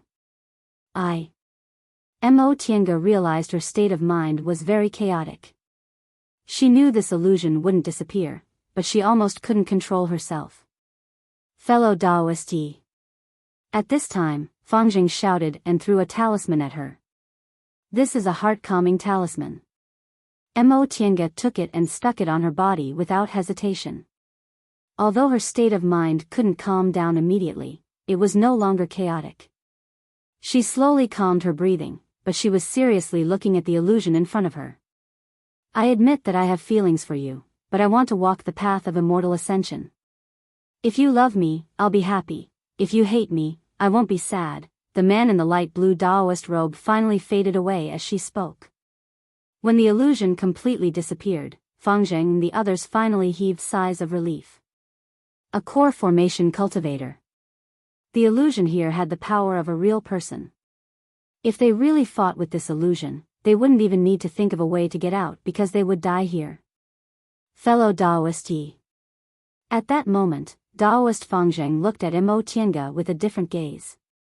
Just now, he heard the illusion call her by another name, so he knew the name Yi Xiaotian was most likely fake. But it didn't matter. They were just strangers who met by chance. Maybe they wouldn't see each other again after they parted, so what did it matter what name she was called? The most important thing was that the illusion just now was a core formation cultivator. This woman had an unusual relationship with a core formation cultivator, which meant her identity was more complicated than he imagined. In that case, he definitely couldn't offend her. In addition, Fangjing noticed something else. He had been in the cultivation world for several hundred years and met countless cultivators, so he recognized at a glance that the illusion was wearing the Taoist robe of Xianqing School, the number 2 cultivation group in the Celestial Pole. Apparently, this woman was also related to Xianqing School. In a flash, relying on his rich experience, Taoist Fangjing analyzed all this and had a rough idea of what to do. Whether it was because of her hidden identity or the abilities she showed so far, he absolutely couldn't offend this woman. Mo Tiange wiped the sweat on her forehead then smiled at Taoist Fangjing. Fellow Taoist Fangjing, thank you for the heart-calming talisman just now. The price of a heart-calming talisman is quite high, it's not cheap.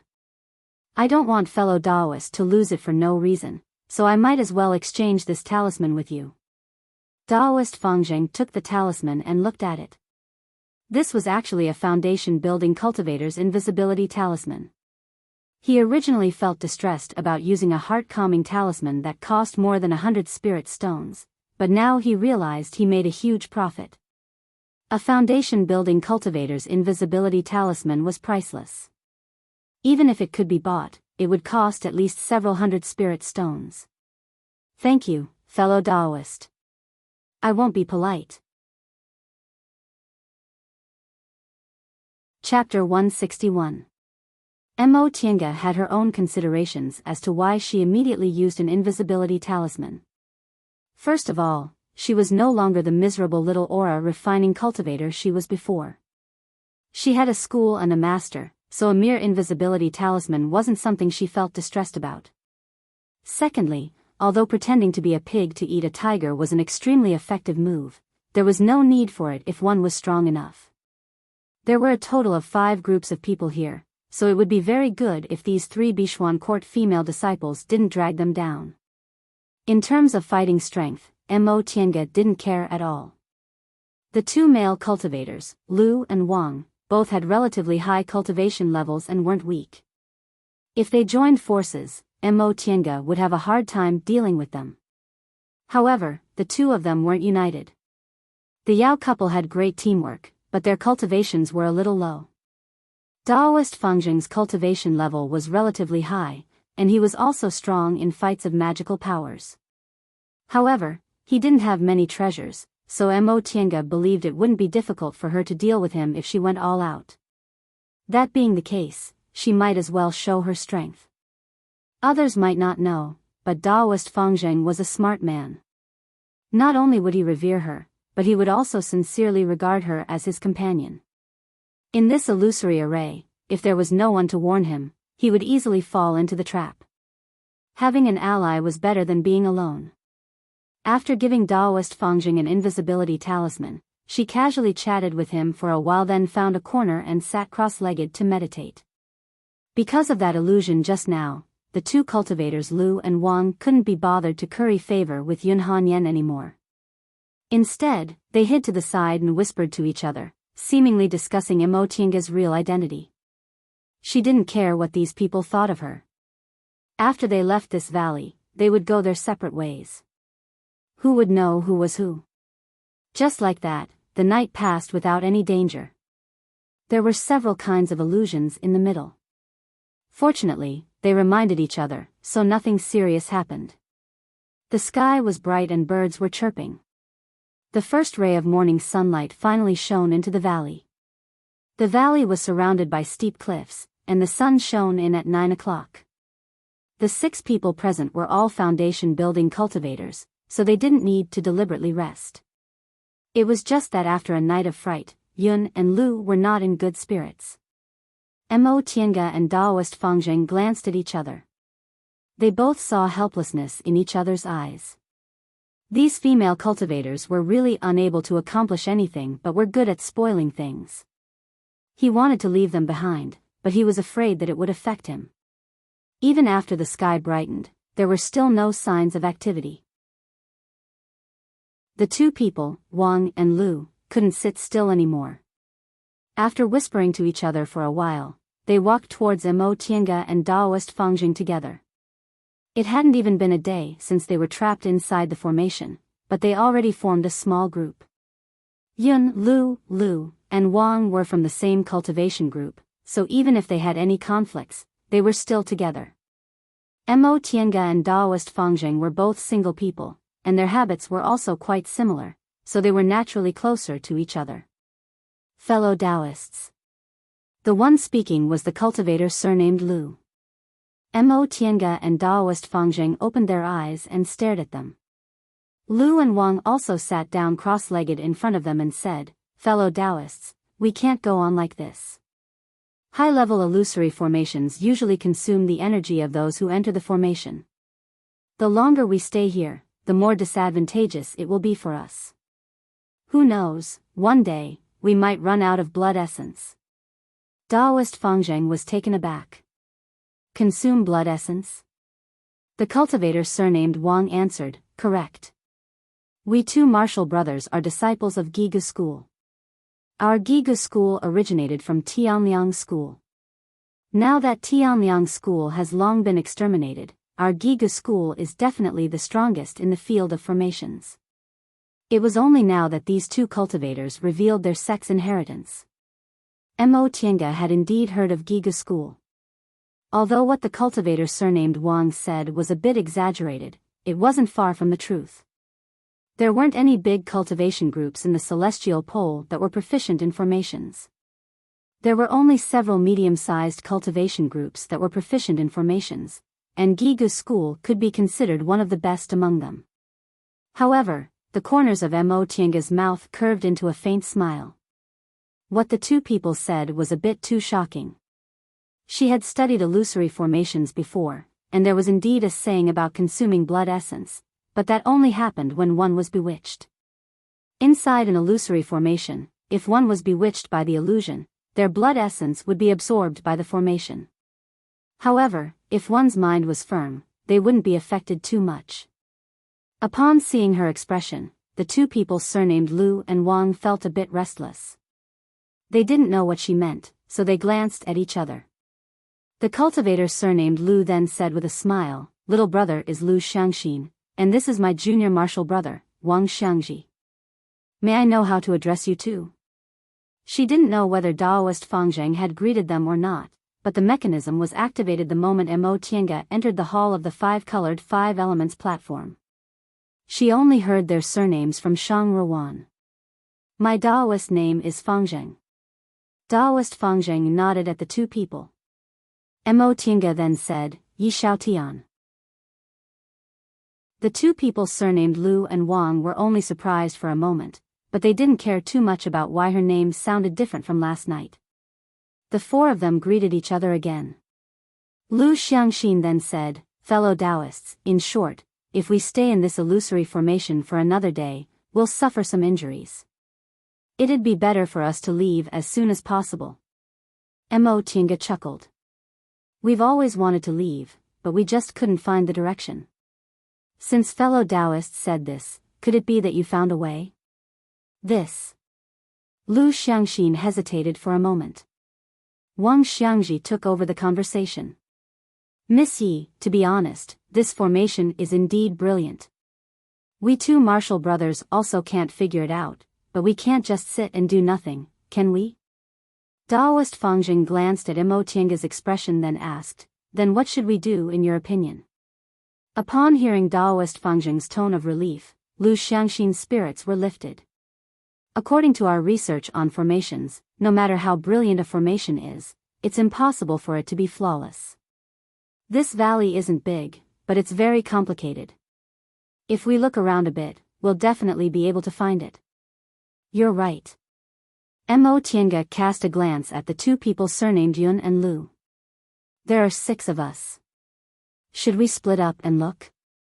The two people surnamed Lu and Wang noticed her meaningful glance. They were both smart people, so how could they not understand what she meant? They immediately became somewhat hesitant.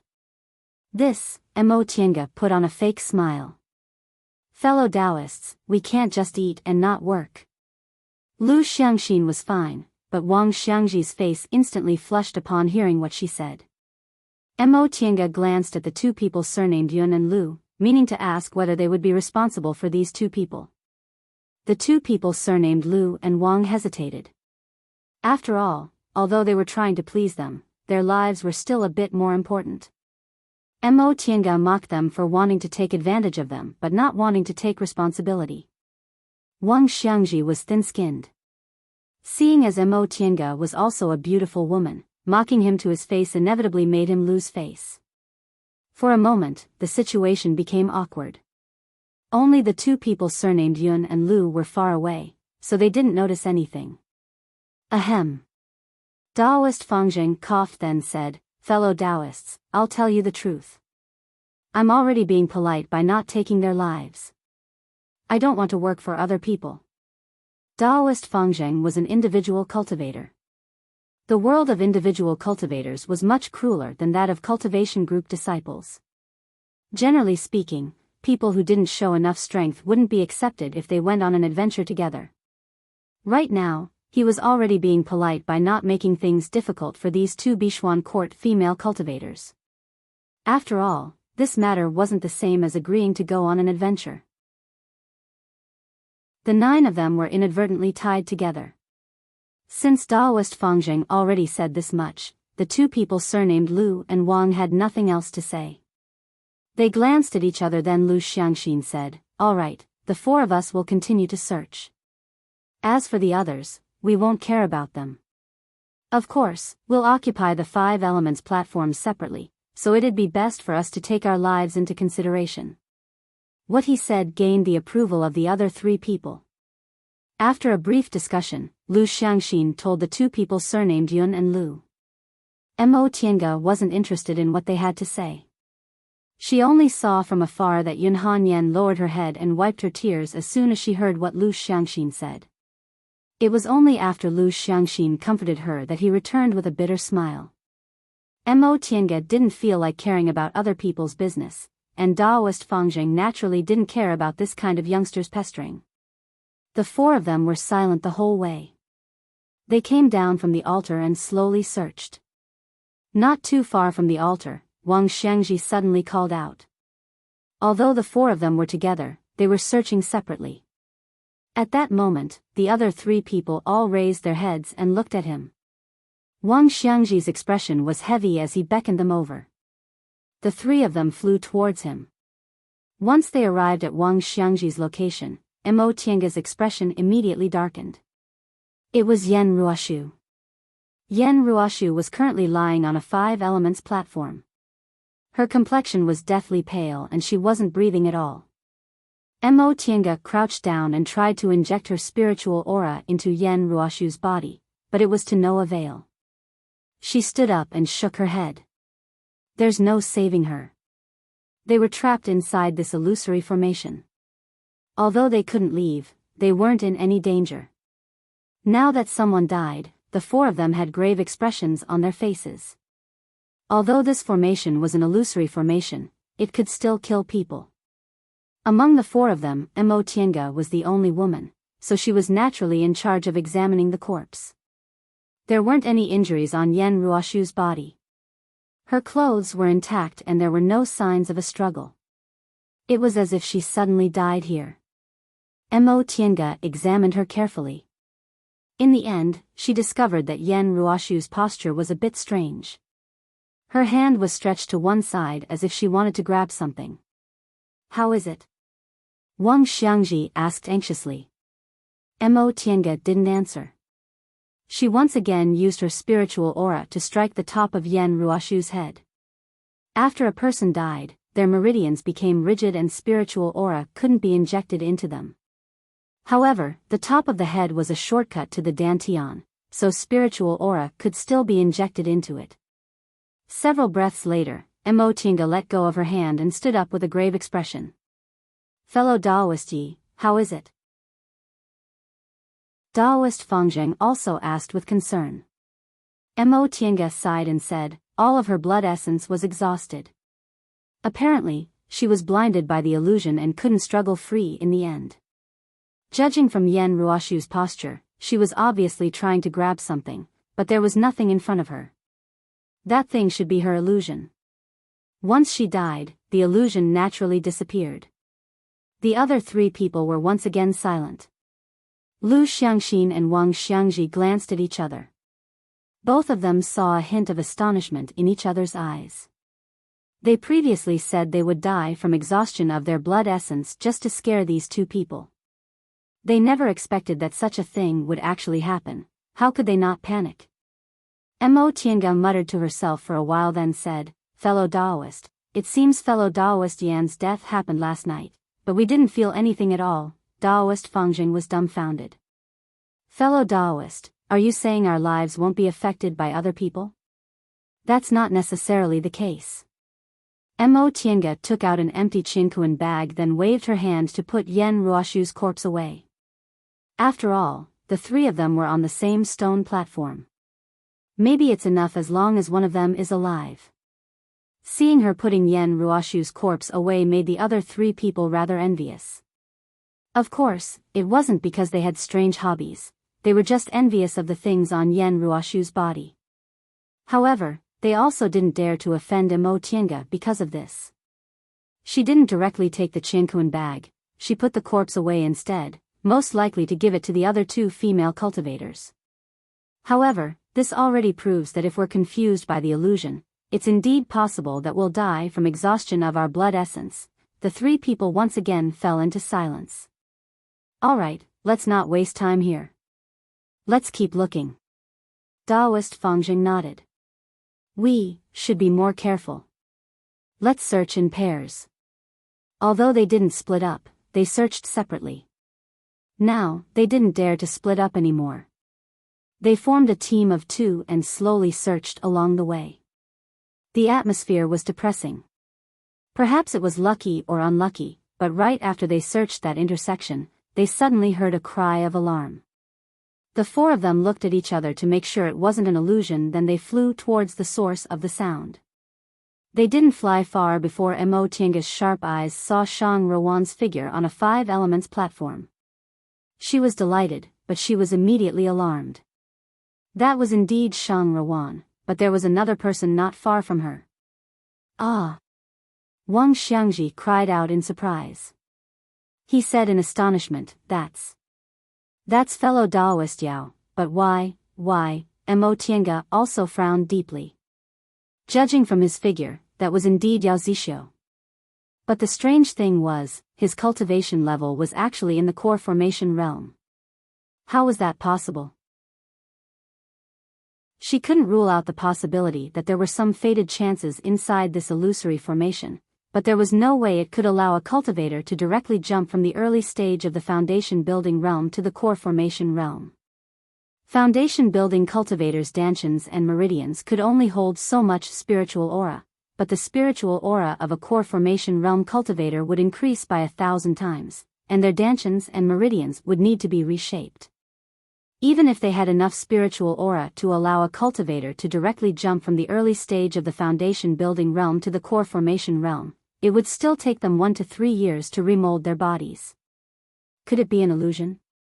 But judging from Shang Ruwan's expression, it didn't seem like it. The other 3 people were hesitant about whether they should approach her or not. After all, the spiritual aura pressure of a core formation cultivator was real, and they didn't dare to clash with a core formation cultivator. At that moment, Mo Tianga was already flying towards Shang Ruwan. Fellow Daoist Yi. Daoist Fangjing called out but didn't stop her. He helplessly continued to hesitate. When he turned around, he saw that Lu Xiangxin and Wang Xiangji both had restless expressions on their faces.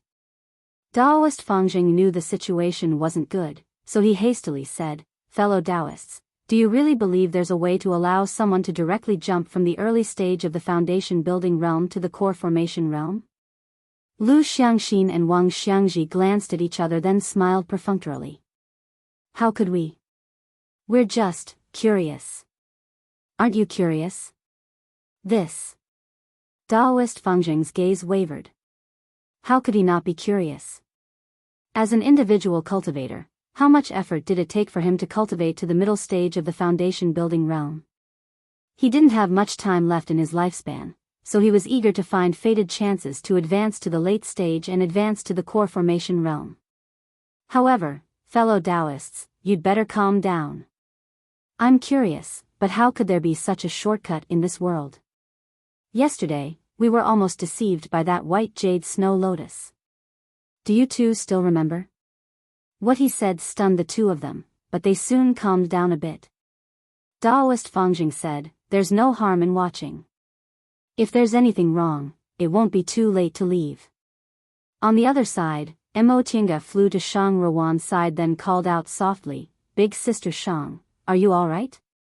Shang Ruwan was so distracted that she actually didn't notice someone was coming.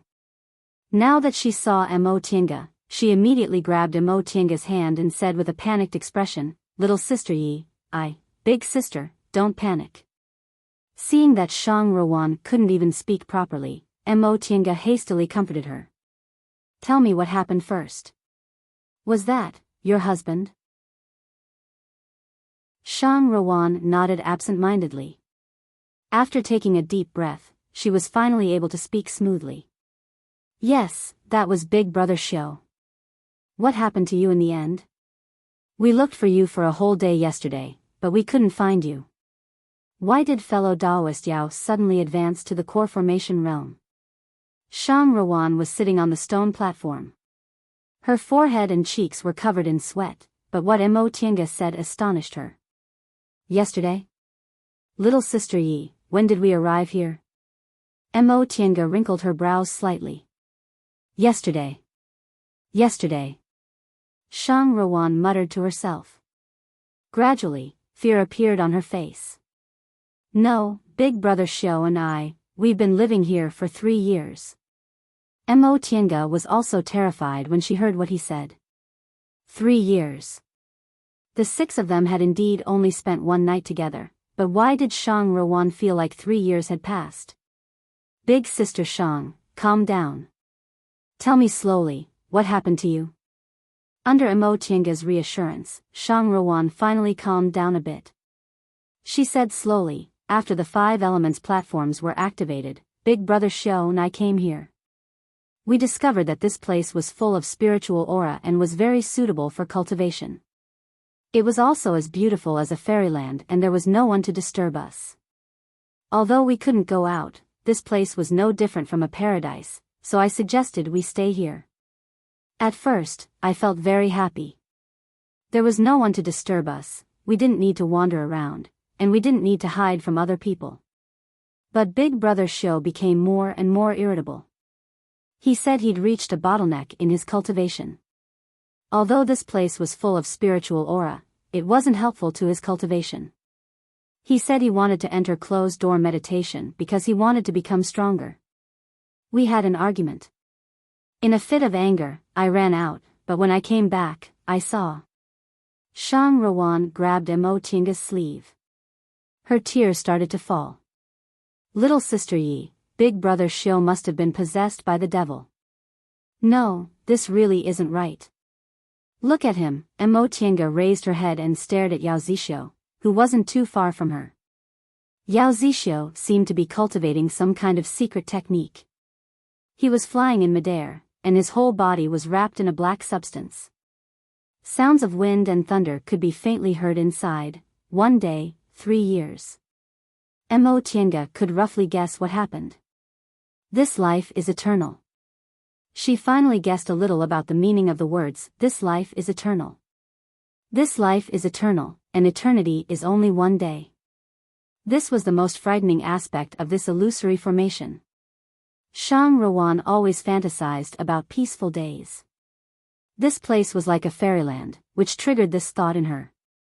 Therefore, in the beginning, they were living in Shang Ruan's fantasy. The 2 of them lived without anyone to disturb them, which was why they couldn't find each other. However, although it was only 3 years, the actual time wasn't like that, which was why he didn't make any progress in his cultivation. Shang Ruan didn't care about it, but Yao Zixio was unwilling, which led to this unforeseen event. But what was going on with Yao Zixio? Mo Tiange couldn't figure this out. She herself obtained a great fated chance, whether it was the deification great ancestor or the virtual sky world. But she didn't believe there was any fated chance in this world that could allow someone to advance from the early stage of the foundation building realm to the core formation realm overnight. Big sister Shang, after a long time, Mo Tiange said slowly, I don't think your husband has been possessed by the devil. Chapter 162. Shang Ruan stared at Mo Tiange in a daze. She didn't understand what she meant. Mo Tiange stared at Yao Zixio, who was flying in the air, and said slowly, this life is eternal, this life is eternal, eternal is only 1 day. In this place, aside from leaving, any wish can be granted. If you want a paradise, I'll give you a paradise. If he wants to hold his head high, I'll give him that. She looked down at Shang Ruan with pity and sadness. So, it's all fake. Your 3 years were fake, and his core formation was also fake. Shang Ruan was shocked. She didn't come back to her senses for a long time. Mo Tiange continued to say, this illusory formation will show the things everyone wants the most. Big sister, what you want the most is an undisturbed life for the 2 of you, and what he wants the most. Mo Tiange didn't continue. Shang Ruan already understood what she meant. Shang Ruan was stunned for a long time before she asked slowly, then, what's the result? Upon seeing Shang Ruan's expression, Mo Tiange almost didn't have the heart to say it, but she had to. That fellow Taoist Yen has already fallen. We're sure she was bewitched.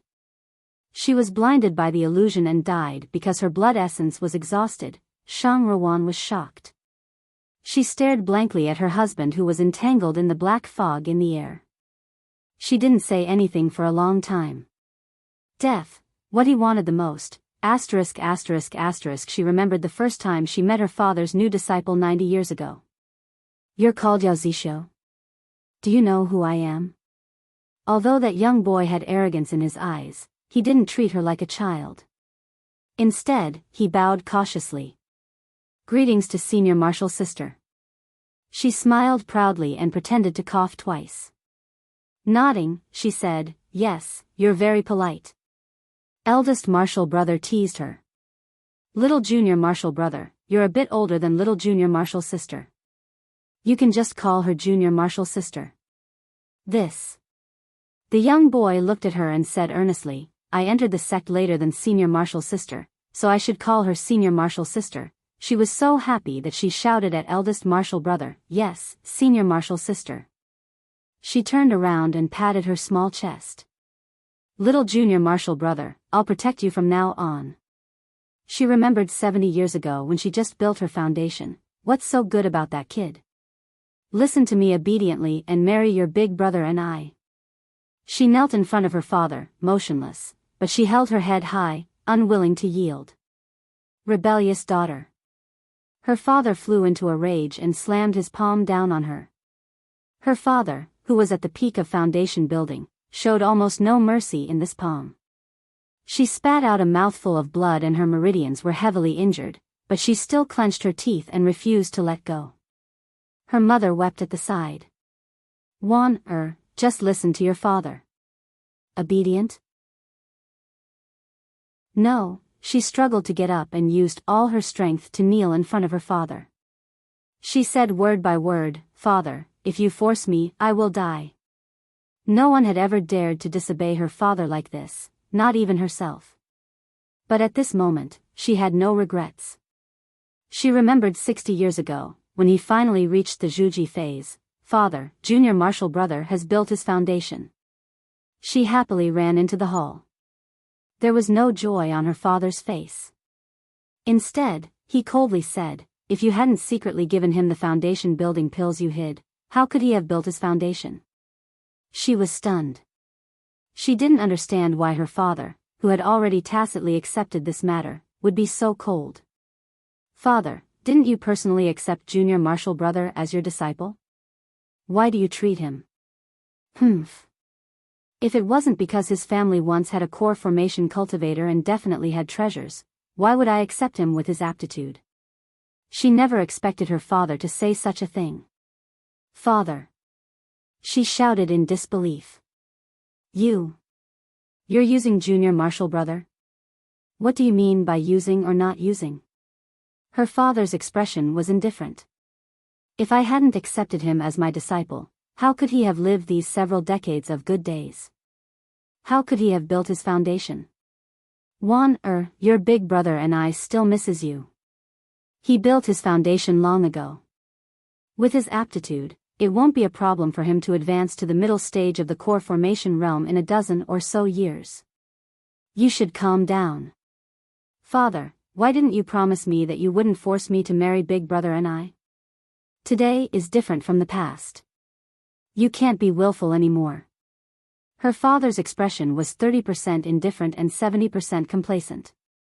The betrothal gift your uncle and I gave me was a dustless pill. I've been begging for this pill for many years. With this dustless pill, maybe you can enter the core formation realm in one go. Father's great way of core formation is in your hands. She remembered that night, Junior Marshal Brother, let's go. Let's go. She grabbed his hand and said while shedding tears. The little boy from back then was now a gentle and steady young man. He held her hand and said in astonishment, Senior Marshal Sister, what's wrong? She said while crying, if we don't go now, it'll be too late. Father still wants me to marry Big Brother and I. And I family already said that even if I die, they'll carry me into their family. He turned pale with fright and was stunned on the spot. Junior Marshall brother, if we don't go now, it'll be too late. My mother's heart softened, so she let me out. I'll only have one night. Tomorrow. His expression was gloomy.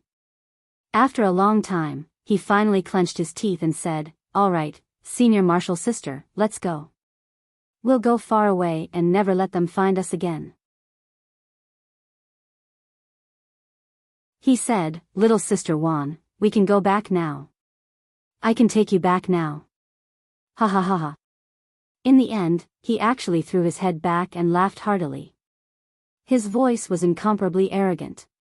Shang Ruan slowly broke free from Mo Tienga's grip, then walked forward step by step. Big sister Shang. Mo Tienga couldn't help but call out. She could see that although Yao Zixio's cultivation level wasn't possessed by the devil, his mental state was. Right now, he could still recognize Shang Ruan, but who knew if he'd still retain his rationality in the next moment. Shang Ruan's footsteps faltered. She turned around and smiled at Mo Tienga. For some reason, Mo Tienga felt that Shang Ruan's smile looked even more desperate than her crying. Shang Ruan said softly, little sister Yi, thank you for being so kind. This matter isn't related to you. In a moment, let's go. Mo Tienga was dumbfounded. She meant. Shang Ruan had already turned around and was flying towards Yao Zixio. Yao Zixio reached out and embraced her. He said complacently, little sister Juan, are you happy? Shang Ruan shook her head and said faintly, I'm not happy. Yao Zixio wrinkled his brows, then asked anxiously, why? All these years, didn't you really want to go back? Now, we can go back justifiably. Your father won't say anything anymore. Is that so? Shang Ruan's gaze was bone-chilling. Big brother Xiao, is your current cultivation level real? Yao Zixio was stunned for a moment before he became furious. Little sister Juan. What do you mean? Of course my cultivation level is real. Take a look, he pulled Shang Ruan's hand, eager to prove himself. This is the cultivation technique I obtained just now. As it turns out, there really are fated chances here. The master of this place was a cultivator with great divine power. After he passed away, he sealed his cultivation technique here, and I happened to obtain it. Shang Ruan looked at his complacent appearance indifferently. There was only deep sorrow in her heart. 100 years. 100 years. She finally saw this person clearly, this person she loved the most. As it turned out, in his heart, cultivation had always been the most important thing. As it turned out, this was the result he'd always wanted. She took the jade slip from Yao Zixio's hand and injected her divine sense into it. Soon after, she sneered and threw it back to him. Big brother Xiao, take a look yourself. See what this is. Yao Zixio received the jade slip with doubt, but his expression changed greatly. Mo Tienga didn't know what happened, but she could make a rough guess. This so-called fated chance was just Yao Zixio's imagination. This jade slip naturally didn't contain any cultivation technique. It was either empty or completely useless. With one look, Yao Zixio naturally knew something was wrong. No, it's real. It's real. At first, he was mumbling to himself, but in the end, Yao Zixio's expression turned ruthless. He turned around and glared furiously at Mo Tienga and Fangzheng. Did you steal it? Did you? Big brother Xiao. Shang Ruan shouted and grabbed his sleeve. It has nothing to do with other people. This is an illusory formation, so you're hallucinating. Illusory formation? Hallucination? No, you're lying to me. You're lying to me. Yao Zixio's momentum gushed out. With a wave of his arm, Shang Ruan cried out in alarm and fell from midair. Under Yao Zixio's gaze, Mo Tienga didn't dare to move. She could only watch helplessly as Shang Ruan fell. No matter how weak Yao Zixio was before, inside this illusory formation, he was a genuine core formation cultivator. No matter how arrogant Emotinga was, she didn't think she could fight against a core formation cultivator. If she fought, she couldn't win. If she ran, the valley was only this big, so she couldn't escape. Enter the virtual sky world? To enter the virtual sky world, she had to use the incantation, which would take at least 3 breaths of time. However, Yao Zixio was staring at them. If she made even the slightest movement, he might kill them. She didn't have a single breath of time. Big Brother Xiao. Shang Ruan was obviously injured, but she still struggled to get up. Big Brother Xiao, don't. You'll be possessed by the devil. Little Sister Wan, you don't need to say anything. Do you think I don't know? Yao Zixio's eyes were bloodshot, making him look even more demonic. Back then, your father accepted me as his disciple because he fancied my Yao clan's treasures. To make him agree to let you marry me, I offered my Yao clan's ancestors' secret technique. But what did your father do? 10 years later, he still wanted you to marry someone else. Moreover, this time, I was already useless, and he even wanted to kill me. What? Shang Ruan was shocked. My father, you don't know, right? Yao Zixio grinned. His calm and refined demeanor could no longer be seen. His ruthless appearance was even more frightening. Back then, it wasn't because he loved you, his daughter, but because I offered Yao clan's treasures to him. But even so, he only let us off for 10 years. When you came to look for me that day, I already received news that he wanted to kill me. I originally planned to leave by myself, but you came looking for me. I couldn't bear to part with you.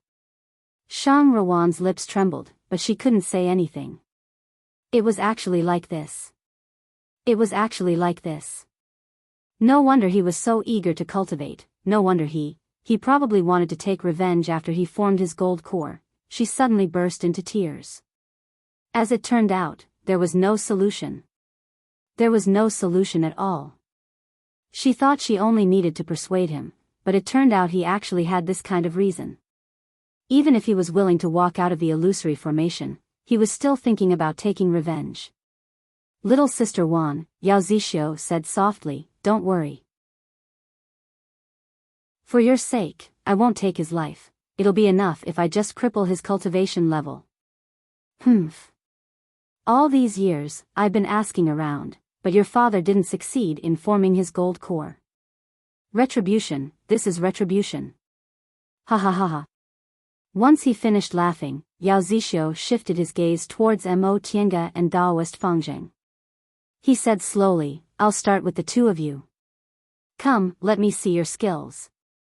Both Mo Tiange's and Daoist Fangzheng's expressions darkened.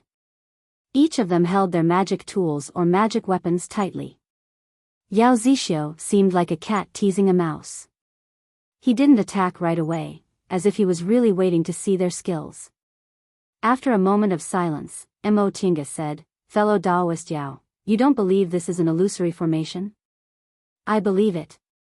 Yao Zixio said with his head held high. However, advancing to the core formation realm wasn't an illusion. If it was an illusion, I wouldn't have such a clear feeling. I've really become stronger. This feeling. While he was still reminiscing, Mo Tiange smiled. Yes, it's a feeling, but feelings can be wrong. Yao Zixio glared at her angrily after being denied again. He raised his hand, and a ball made of spiritual aura gradually appeared in his palm. Mo Tiange and Daoist Fangzheng became even more nervous. Core formation cultivators could materialize their spiritual aura, so a strike from a spiritual energy ball like that definitely wasn't something foundation-building cultivators like them could withstand. Big Brother Xiao. Shang Ruan shouted, Big Brother Xiao, please let them go. If you want to take revenge, it has nothing to do with them, shut up. Yao Zixio shouted, in the cultivation world, what's the big deal about killing people? You're just being soft-hearted. I'm afraid you'll be possessed by the devil. Possessed by the devil? So what if I'm possessed by the devil? Yao Zixio sneered. If I can obtain such formidable power, I'm willing to be possessed by the devil. Besides, what's the harm in being possessed by the devil? Master Song Feng is a great late-stage nascent soul cultivator, but didn't he also kill innocent people? I've never seen his cultivation level affected by being possessed by the devil. What inner devil? What moral integrity? They're all fake. Fake. Shang Ruan couldn't persuade him anymore. She stared blankly at the overbearing Yao Zixio with tears rolling down her cheeks. She said mournfully, "What about me? What do you want to do with me? What should I do if you're possessed by the devil?" Yao Zixio was silent. His expression softened as if her words touched the softest part of his heart. At that moment, Mo Tiange gave Daoist Fangzheng a meaningful glance. The two of them understood each other tacitly and started to make their own preparations. Big brother Xiu. Do you still remember the vow we made that day? I, Shang Ruan, will marry Yao Zixio and I'll never leave him in this lifetime. Shang Ruan wiped the blood from the corners of her mouth, then flew up while swaying. She reached out to him. Big brother Xiu, don't leave me. Yao Zixio couldn't help but also reach out to hold her hand. His voice also softened. I, Yao Zixio, will marry Shang Ruan and will live and die together in this lifetime. A smile finally appeared on Shang Ruan's face as she leaned towards him. She watched as Yao Zixio couldn't help but pull her into his embrace. A magic tool suddenly appeared and ruthlessly pierced Yao Zixio's heart. Ah, it was Shang Ruan's miserable scream. That short sword-shaped magic tool appeared in Yao Zixio's heart. Yao Zixio held the hilt of the short sword. He exerted some force and the sword was pulled out, creating a trail of blood.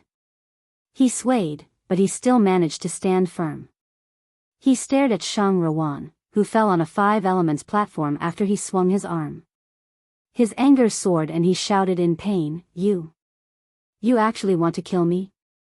Shang Ruan fell on the 5 elements platform. She couldn't move at all, but her gaze was smiling. Big brother Xiu, we'll never leave you in this lifetime. That being the case, let's die together. With every word she said, she kept vomiting blood. By the time she finished speaking, she was already covered in blood. Mo Tiange couldn't bear to watch. She suddenly regretted telling Shang Ruan that death was the result of falling into her trap. Since Yao Zixio wasn't willing to come out of the illusion, he'd die in the end, so she, live and die together, live and die together. She never thought the love between lovers in the mortal world could be realized in the cultivation world, but now, little sister Wan. Yao Zixio was dumbfounded. He floated in the air in a daze. Blood kept flowing from his heart, but he didn't feel it at all. Core formation, core formation. He suddenly mumbled, I've formed my gold core, but little sister Wan, as if he suddenly realized what had happened, he rushed over, threw himself on Shang Ruan, pulled her up and shouted, Little sister Wan. Little sister Wan. Shang Ruan was still smiling, but she couldn't move anymore. Mo Tiange could see that she was almost certainly going to die. Little sister Wan, but Shang Ruan didn't say anything to him. She just quietly closed her eyes and her breath gradually disappeared. Little sister Wan. Yao Zixio shouted. Blood and tears gushed out of his eyes. They saw Yao Zixio gradually losing his color. It was as if he was petrified bit by bit. Slowly, he turned into a skeleton wearing a robe. As for the skeleton, it was still tightly hugging Shang Ruan's corpse. Chapter 163. Everything was calm. After a long time, Mo Tiange finally heaved a sigh of relief. Although it was someone else's life or death, it was still tragic for her to see it happen right in front of her. And such a tragic life and death was only because they had deep feelings that cultivators shouldn't have. Realizing that her emotions were fluctuating, she immediately gathered her spirit and qi. Taishang Wang Qing did not mean that he was emotionless. Wang Qing meant how could he not be moved by emotions? If one had forgotten, the speaker would care about it, and become complacent and forget to say a word. Emotions were innocent, and emotions were innocent. The sinner was Yao Zixio. There were too many things mixed in his emotions. There was ambition, there was grief, there was hatred. It was these things that prevented him from seeing through them. He was unable to enjoy the joy of love and was constantly tormented by it. Sinners are not sentimental, they are just humans. At that moment, they heard Daoist Fangjing shouting, "Fellow Daoist Yi, look!" When Mo Tiange looked towards Yao Zixio and Shang Ruan, she couldn't help but widen her eyes. A misty white light appeared on the bodies of the two people. The light grew brighter and brighter, more and more glaring. All of a sudden, it exploded, and the spiritual energy surged out, causing their auras to churn. They tried to circulate their qi to resist, but they couldn't. The light instantly engulfed them. After an unknown amount of time, Mo Tiange finally felt the spiritual aura slowly subsiding. She opened her eyes and was stunned by the scene in front of her. In front of them was clearly the 5 elements platform that they were previously on. Did that mean that the illusory array was broken? She was delighted, but when she turned around, she was startled. There were indeed several other people either lying or sitting on the other 4 stone platforms, but aside from Daoist Fangjing, none of them were awake. Daoist Fangjing also noticed her. He looked at her and said, "Fellow Daoist Yi." Both of them were bewildered. What was going on? Suddenly, with a shake of his feet, the 5 elements platforms began to move towards the center. After a while, with a rumbling sound, the 5 elements platforms combined into one. A ray of light flashed and turned into a big stone platform. Gold, green, blue, red, and yellow, the 5 colors each occupied a circle.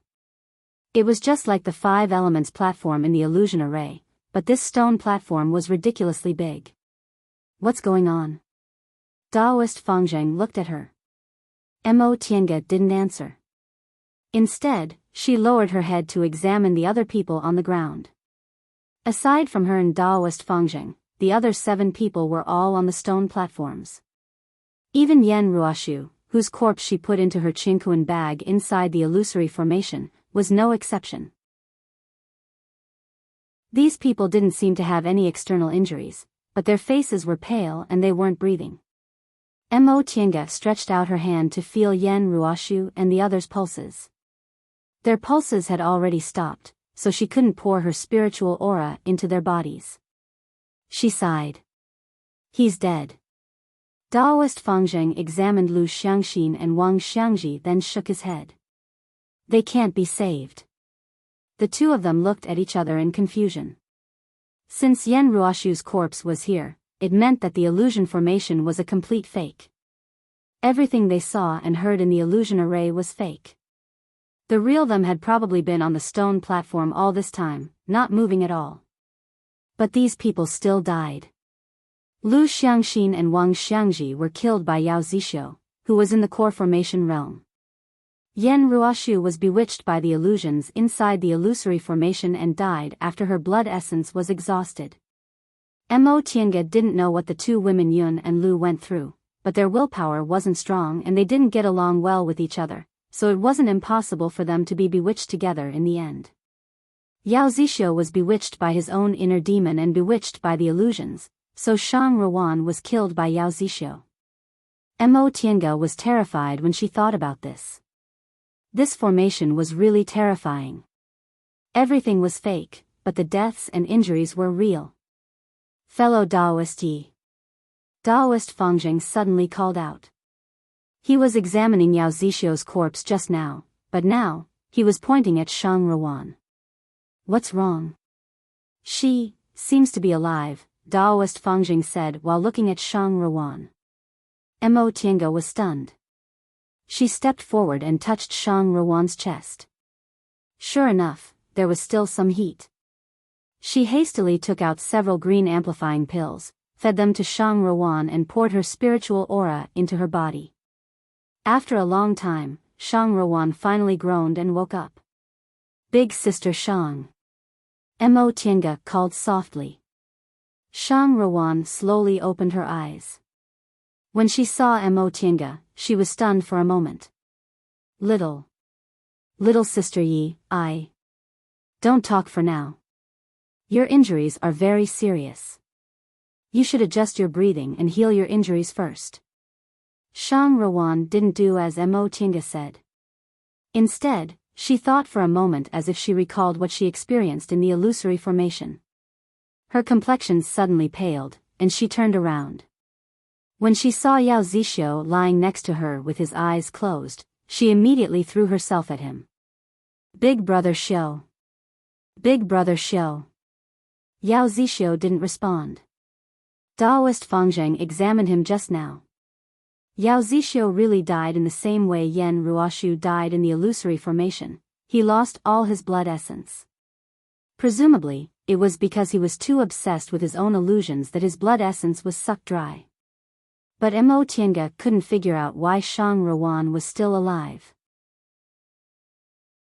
Lu Xiangxin and Wang Xiangji were both beaten to death by Yao Zixio, but they died for real. It didn't make sense for Shang Ruan to be alive. Big brother Xiao. After confirming Yao Zixio was dead, Shang Ruan was in a daze and didn't move for a long time. Mo Tiange didn't know what Shang Ruan was thinking, but she knew Shang Ruan's injuries were too serious. If she didn't heal her injuries soon, she would still die. Big sister Shang. Mo Tiange called softly, but Shang Ruan still didn't respond. Upon seeing Shang Ruan's current state, Mo Tiange heaved a sigh. She gently raised her hand and shot a spiritual aura at Shang Ruan. Shang Ruan instantly fainted. Daoist Fangzheng was astonished. Mo Tiange only helped Shang Ruan lie down on the side, then looked up and said, "Fellow Daoist Fangzheng, there's only the two of us now. Fellow Daoist, what do you think we should do next?" Daoist Fangzheng hesitated for a moment before his gaze swept over the corpses. Since these fellow Taoists are dead, let's deal with their remains first. Mo Tiange understood what he meant by deal with their remains. Among cultivators, if one of their companions died, the remaining people would divide the person's belongings among themselves. Mo Tiange wasn't disgusted by this, but she also wasn't too enthusiastic about it because she didn't lack medicinal pills or spirit stones. Therefore, she just nodded absent-mindedly. If Mo Tiange was with other people, Daoist Fangzheng probably wouldn't have said anything and would have taken those people's qiankuan bags as if it was a matter of course.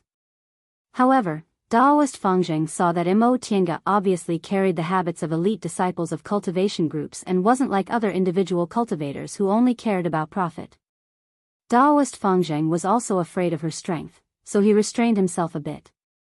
In fact, this was also because Daoist Fangzheng was too cautious.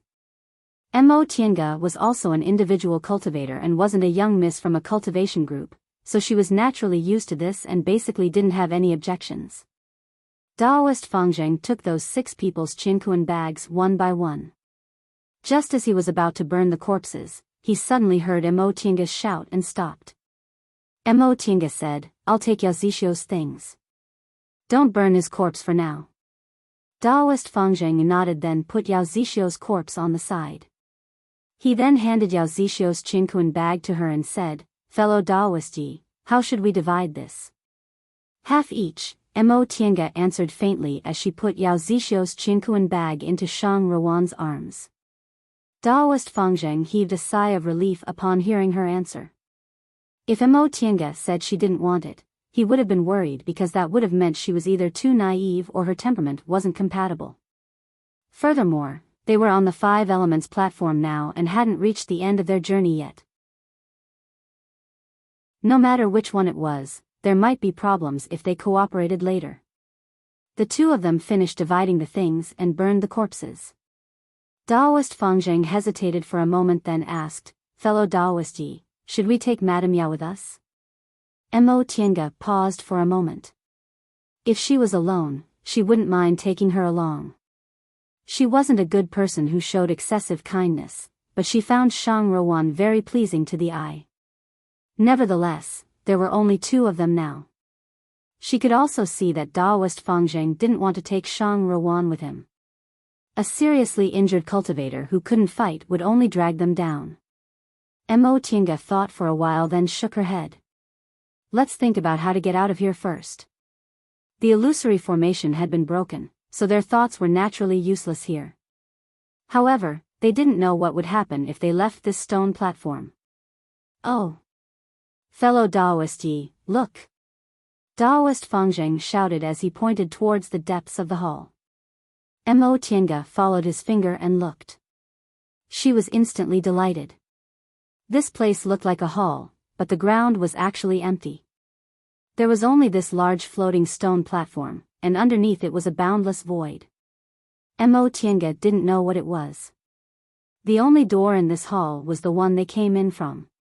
Before the illusory formation was activated, it seemed like they could manipulate the stone platforms with their thoughts. But now that the 5 stone platforms had merged into one and the illusory formation had been broken, their thoughts were no longer useful. But now, in the depths of the hall, where the stone wall used to be, a door had appeared. Apparently, the illusory formation had been broken, and the entrance leading to the depths of the Immortal's Cave had also been opened. Mo Tiange quickly calmed down after feeling delighted. Fellow Daoist Fangzheng, this illusory formation alone is already so brilliant. If we want to continue, we have to be even more careful. An excited expression appeared on Daoist Fangzheng's face as he nodded repeatedly. For him, there was nothing more important than fated chances.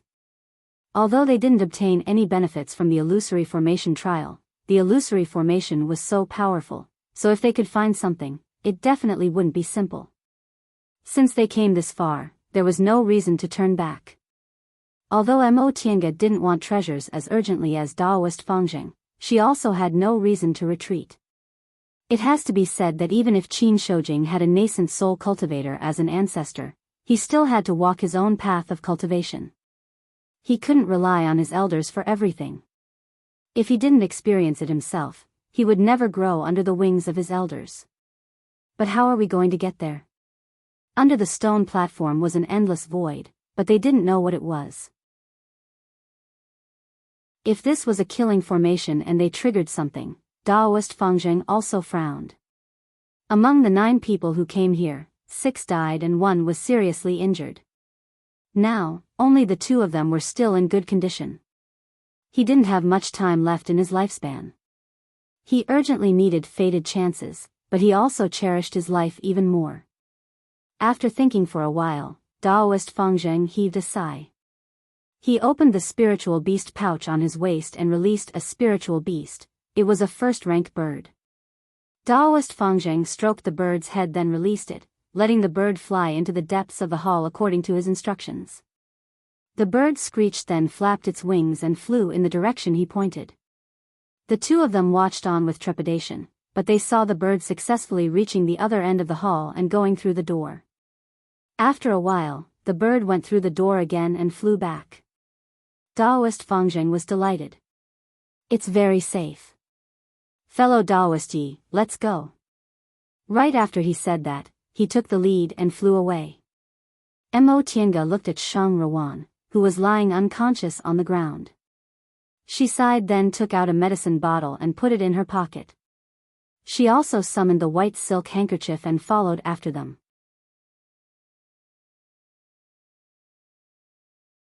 Chapter 164. Mo Tiange stepped onto the white silk handkerchief and entered the door inside the main hall. She looked around and saw that it was still a narrow stone passage, just like when they came in. However, the walls here were inlaid with moonstones, so they didn't need to light a fire like when they came in.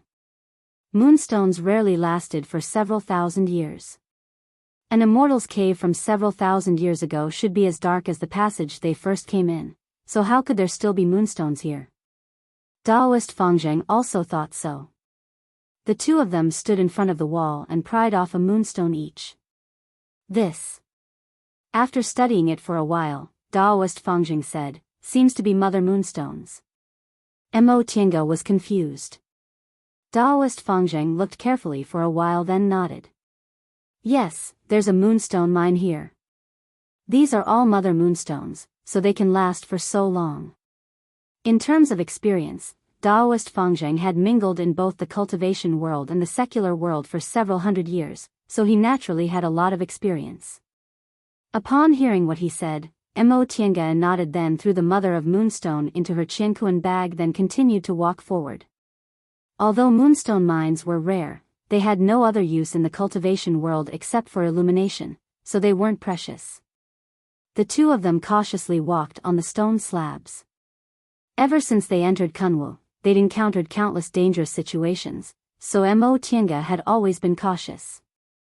In her opinion, Daoist Fangjing's behavior was very similar to second uncle's. Her way of doing things was developed when she was with second uncle, so she and Daoist Fangjing were very compatible. This time, Daoist Fangjing let the first-rank bird explore the way in front of them. The two of them walked without any mishaps. There were several traps in the passage, but the spiritual aura had dissipated due to the passage's long history. With the bird leading the way, they managed to avoid them one by one. However, they found several corpses on the ground. These corpses were intertwined with each other and had all turned into skeletons. Their clothes had long been rotten, leaving only a few damaged magic tools and intact Qianquan bags.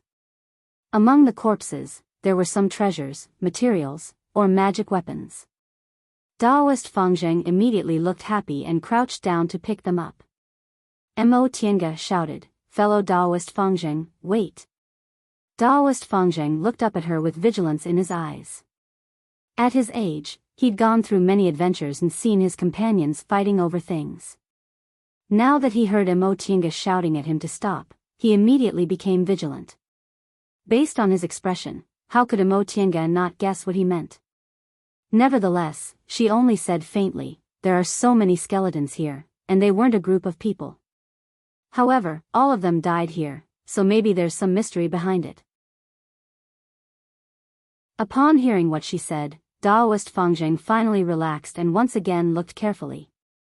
Sure enough, there were more than 20 corpses on this passage, which was only about 100 feet long. They were almost densely packed together, and there was no place for them to step on. Looking at their postures, they were all twisted together in groups of 2 or 3, as if they were going to perish together. Daoist Fangjing was so terrified that he broke out in a cold sweat. Judging from their postures, these people had fought each other to death. Moreover, their corpses were of different degrees of age. The bones of the newer corpses were snow white while the bones of the older corpses were black. A cultivator's body didn't have any impurities, so it wouldn't rot. However, it would turn into spiritual aura and disperse, but the bones left behind could be preserved for a long time. Based on the color of the bones, one could tell how long they'd been dead. The skeletons in front of them were of different bone types. Among them, the blackest ones had almost turned into a pile of black ash, which meant they'd been dead for at least several thousand years. However, there were also some snow-white ones among them, which meant they'd been dead for no more than 1,000 years. They all knew how powerful the illusory formation outside was. Out of 9 people, only the 2 of them made it here in one piece. Besides, the spiritual aura fluctuation outside the valley couldn't have existed all the time. Otherwise, they wouldn't have never heard of it. In other words, not many people came here in the past several thousand years. The magic weapons, magic tools, and rare materials scattered all over the ground also proved that no one left safely. That being the case, how could the treasures in front of them be taken at will? Daoist Fangjing couldn't help but feel a bit ashamed when he realized this. In the beginning, he didn't take Mo Tiange seriously. He only thought she was a disciple who just left the cultivation group. Although her cultivation level was high, her ability was probably very ordinary, just like Giga School's Lu and Wang. However, he never thought she'd wake him up with a single sentence in the illusory formation. Now that she was here, she was much calmer than him. After experiencing these 2 things, he no longer dared to look down on Mo Tiange. "Fellow Daoist Yi, in your opinion, there's something wrong with this path," Mo Tiange said slowly. "It seems to be able to confuse people's minds." Even inside the illusory formation, her spirit-concealing pendant didn't feel anything strange because the illusory formation didn't erode people's minds. Instead, it tested people's temperament and willpower. However, as soon as she approached this path, her spirit-concealing pendant instantly turned ice-cold as if it was warning her. The cultivators who could reach this place must have passed the illusory formation on the 5 elements platforms, so their temperaments should be extremely stable. Aside from willpower problems, what other reason could make them lose their rationality and commit suicide together? These people understood the principle of being alive to enjoy natural treasures. How did fellow Taoist know? Mo Tiange said faintly, I have a magic tool that can sense things that confuse people. After giving a simple explanation, she didn't say anything else. She had a unique treasure on her, so she didn't need to explain it too clearly. Taoist Fangzheng was also a smart person, so he didn't ask any more questions. The two of them carefully searched for any strange objects in their surroundings. This stone path wasn't different from the previous one. It was a simple stone path carved out of the mountain. The only difference was that the ground was a bit flat, and the mountain wall was inlaid with moonstones. Oh! As soon as she approached the stone wall, the spirit-concealing pendant's ice-cold feeling became even stronger. Could it be that there was something wrong with the stone wall? Mo Tiange pondered for a moment, then took out her flying sword to pry out another moonstone from the stone path. The lustrous white light wasn't any different from the moonstones from before, but this faint spiritual aura gave her a familiar feeling. Fellow Taoist Yi. Taoist Fangzheng suddenly shouted, this isn't a moonstone. As he said that, he immediately took out heart-calming talismans, stuck one on himself, then gave another to Mo Tiange. Mo Tiange didn't feel anything out of the ordinary. In the illusory formation, it was her own emotions that were fluctuating, so the spirit-concealing pendant was useless. However, in this place, it was an external factor that had no effect on her due to the spirit-concealing pendant. Nevertheless, after some thought, she still took the heart-calming talisman and stuck it on herself. She then held the moonstone and asked, fellow Taoist said this isn't a moonstone? Then what is it? This is a bewitching moonstone. Taoist Fangzheng wasn't as relaxed as Mo Tiange. He forced himself to calm down, then answered, a kind of bewitching moonstone is often found in moonstone mines. This kind of thing can cause people to hallucinate, so it's a good material for making illusory formations. However, although moonlight stone mines are not rare, bewitching moonlight stones are very rare, and not many people know about them.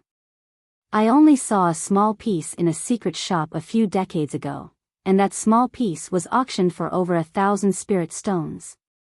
At this point, Taoist Fangzheng's gaze was filled with excitement. I never expected the master of this immortal's cave could actually find so many bewitching moonstones. If I can take all of them. As she quietly sensed the spiritual aura emitted by this bewitching moonstone, a thought flashed through Mo Tiange's mind. She suddenly thought of something. She reached into her chinkuan bag and rummaged through it. She took out several jade fragments and compared them with this bewitching moonstone. Sure enough, they were made of the same material. It was just that these fragments had exhausted their spiritual aura and were already broken. More than 10 years ago, when she just built her foundation, she and Wei Jiasi once encountered the bewitching twin monsters during the demonic beast riot. The bewitching twin monster was born with wisdom. It designed an illusory formation that almost made the two of them kill each other. In the end, she obtained this jade fragment. Now, it seemed this jade fragment was indeed a bewitching moonstone. Upon realizing this, Mo Tiange couldn't help but feel apprehensive as she looked at the wall full of bewitching moonstones. Back then, a formation laid with only a piece of stone was able to trap her and Wei Jiasi, two foundation building cultivators. There were so many bewitching moonstones here. If they were all used to lay a formation, wouldn't its power be so great that even nascent soul cultivators would find it difficult to escape? Just like Taoist Fangzheng, Mo Tiange's eyes also lit up. The two of them didn't say anything. Each of them picked up their flying swords, then cautiously pried the bewitching moonstones on the wall. However, if this thing could be broken so easily, so many cultivators wouldn't have died here. After approaching the bewitching moonstones for a long time, Mo Tiange realized she wasn't very clear-headed. Fortunately, she had the spirit-concealing pendant, so she immediately distanced herself from them. Just as she was about to warn Daoist Fangjing, she raised her head and saw a sword flash in front of her. Daoist Fangjing's eyes shone with an ominous glint as he thrust the small flying sword he used to pry the bewitching moonstones at her. Mo Tiange raised her hand, creating a spiritual aura wall to block Daoist Fangjing's thrust. Soon after, she retreated and lifted her hand to release the shuttle of flying Apsara. Without saying a word, Daoist Fangjing put away the small flying sword and took out his horsetail whisk. With a flick of his horsetail whisk, thousands upon thousands of needle-like strands of horsetail whisk shot towards her. Although the quality of this horsetail whisk magic tool wasn't as good as her shuttle of flying Apsara, Mo Tiange didn't dare to look down on it. Daoist Fangjing's spiritual aura was rich, so although his magic tool wasn't very good, its power was great. She immediately flung her sleeve and threw the white silk handkerchief, which turned into a wall and blocked his attack. Taking advantage of this gap, Mo Tiange shouted, "Fellow Daoist Fangjing, wake up!" Daoist Fangjing didn't react at all. He was still rushing towards her with his head covered. Mo Tiange had no choice but to use the shuttle of flying Apsara to tie him down while retreating. Although Daoist Fangjing wasn't weak, he couldn't be considered much compared to Xianqing School's elite disciples. It was just that Mo Tiange didn't want to hurt him. At this point, she only had Daoist Fangjing as her companion, and the master of this place was very good at hallucinatory techniques. Who knew what she would encounter later? Having someone to keep her company and remind her from time to time was much better than being alone. However, Daoist Fangjing, who was in front of her, showed no signs of waking up. He was still attacking her mercilessly. Mo Tiange felt helpless. She kept parrying his attacks while slowly retreating. After all, this place was too close to the bewitching moonstone. If she was a bit further away, the effect would probably be a bit weaker. Daoist Fangjing's gaze finally became sober after he retreated about 100 feet. He stopped attacking and said with astonishment, "Fellow Daoist Yi, this..." Mo Tiange heaved a sigh of relief upon seeing that he had regained his consciousness. It's good that fellow Daoist has regained his consciousness. This bewitching moonstone is really powerful.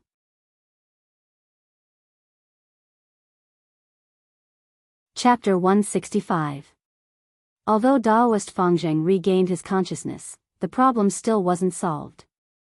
They were at the entrance of this stone path, but Daoist Fangjing was still affected even with heart-calming talismans. If they went deeper, Mo Tiange wasn't sure she could pass. Thus, they reached an impasse. The two of them discussed several methods, but they still couldn't find a solution. There were so many bewitching moonstones that they couldn't pass with their current strength. What should we do? Daoist Fangjing turned around and asked. After being reminded by Mo Tiange again and again, he was now used to asking this junior for advice. Mo Tiange couldn't think of a solution, but she was unwilling to turn back. In the previous trial, 6 out of 9 people died, 1 was half dead, and only 2 were in good condition.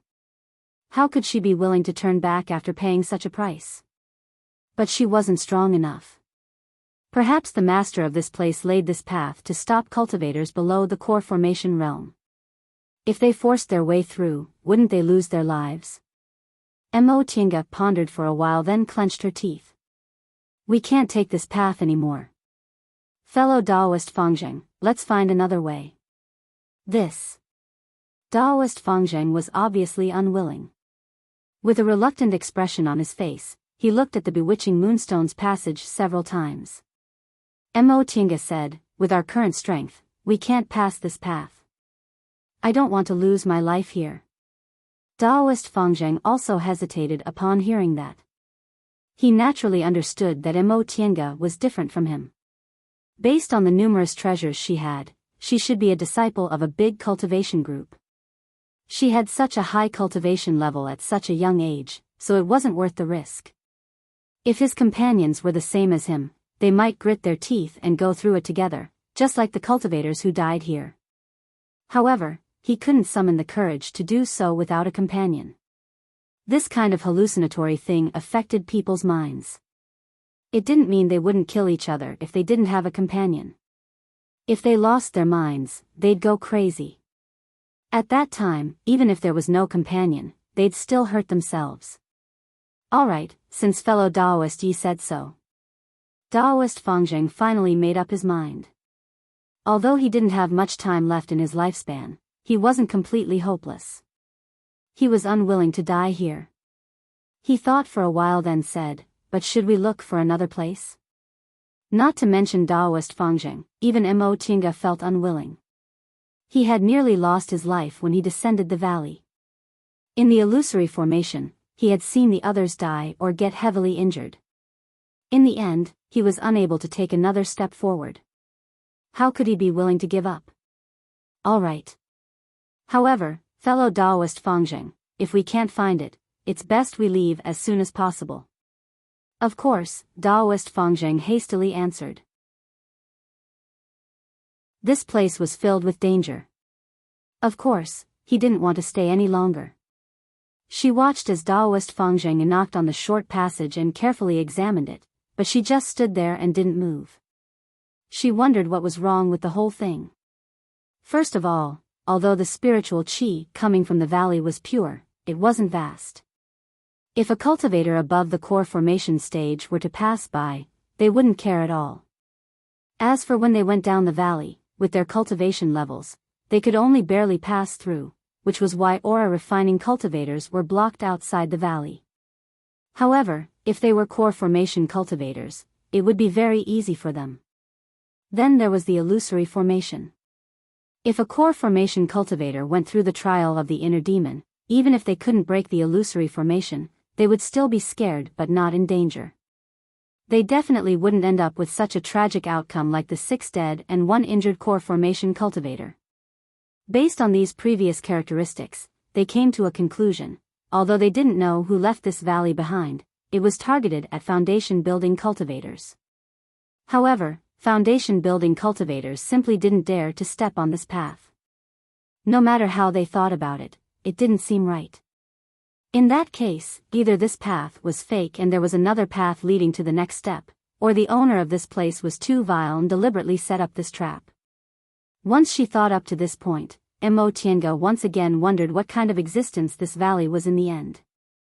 Judging from the valley's illusory formation and the layout of this bewitching moonstone passage, the owner of this place obviously had a powerful cultivation level. She guessed he must have been in the nascent soul realm or above. An immortal's cave left behind by a nascent soul cultivator should have been of interest to other nascent soul cultivators.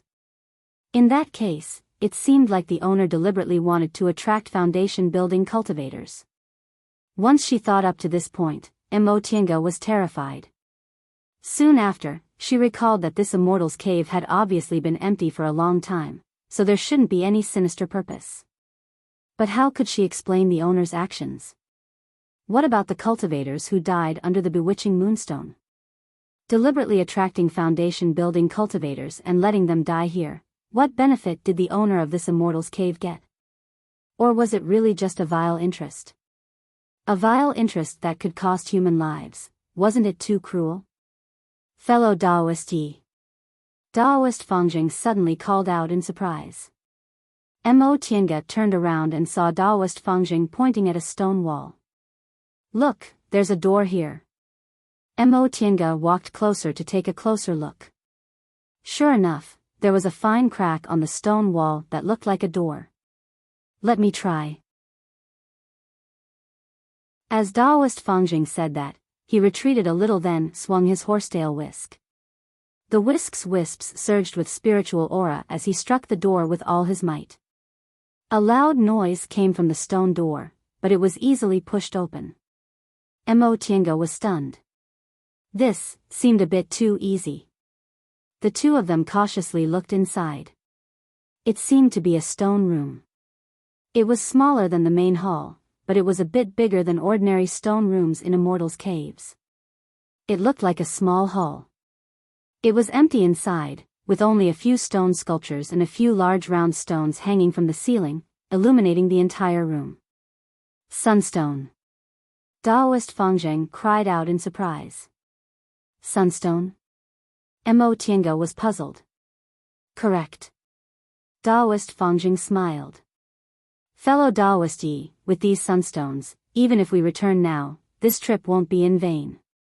Oh.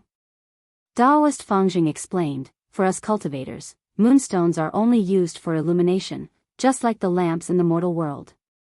However, these sunstones can produce the effect of sunlight, and they can even be used to produce sun-real fire. The effect of sunlight, sun-real fire. Mo Tiange only took a moment to understand how precious this thing was. There was no need to mention sun-real fire, it was one of the 3 best real fires for concocting medicinal pills and refining tools. In the cultivation world, the furnace fire used for concocting medicinal pills and refining tools was also very particular. Cultivators could use Dantian real fire to concoct medicinal pills and refine tools, but using Dantian real fire required too much spiritual aura. Even nascent soul cultivators would be exhausted if they used Dantian real fire for a long time. Therefore, all cultivators with the right conditions used external fires. The so-called external fires included heavenly fire and earthly fire. Heavenly fire was the fire of the sun, but using the fire of the sun involved quite complicated formations and tools. As for earthly fire, Danding School's original Mount Tianhua was a typical example of earthly fire. The extreme of heavenly fire was sun-real fire, the extreme of earthly fire was earthly pole-real fire, and there was also samadhi-real fire, which was the number 1 fire above the other 2. These 3 fires were called the 3 great real fires. Samadhi-real fire only existed in legends. No one had seen it for many years, and even the method to cultivate this fire was lost. Therefore, the best external fires for concocting medicinal pills and refining tools in the world were sun-real fire and earthly pole-real fire. If this sunstone could produce sun-real fire, its value definitely wouldn't be lower than that of a small vein of earthly fire. If it was sold, its price would probably reach more than 10,000 spirit stones. If that was the case, with this sunstone, their trip wouldn't just be worthwhile, it would be a great harvest. However, Mo Tiange didn't think they could obtain this sunstone easily. Based on the previous trials, it didn't make sense for them to obtain benefits so easily this time. Daoist Fangjing also thought so the 2 of them were extremely careful. They first let the bird explore the path and only stepped into this stone room after they confirmed there were no problems.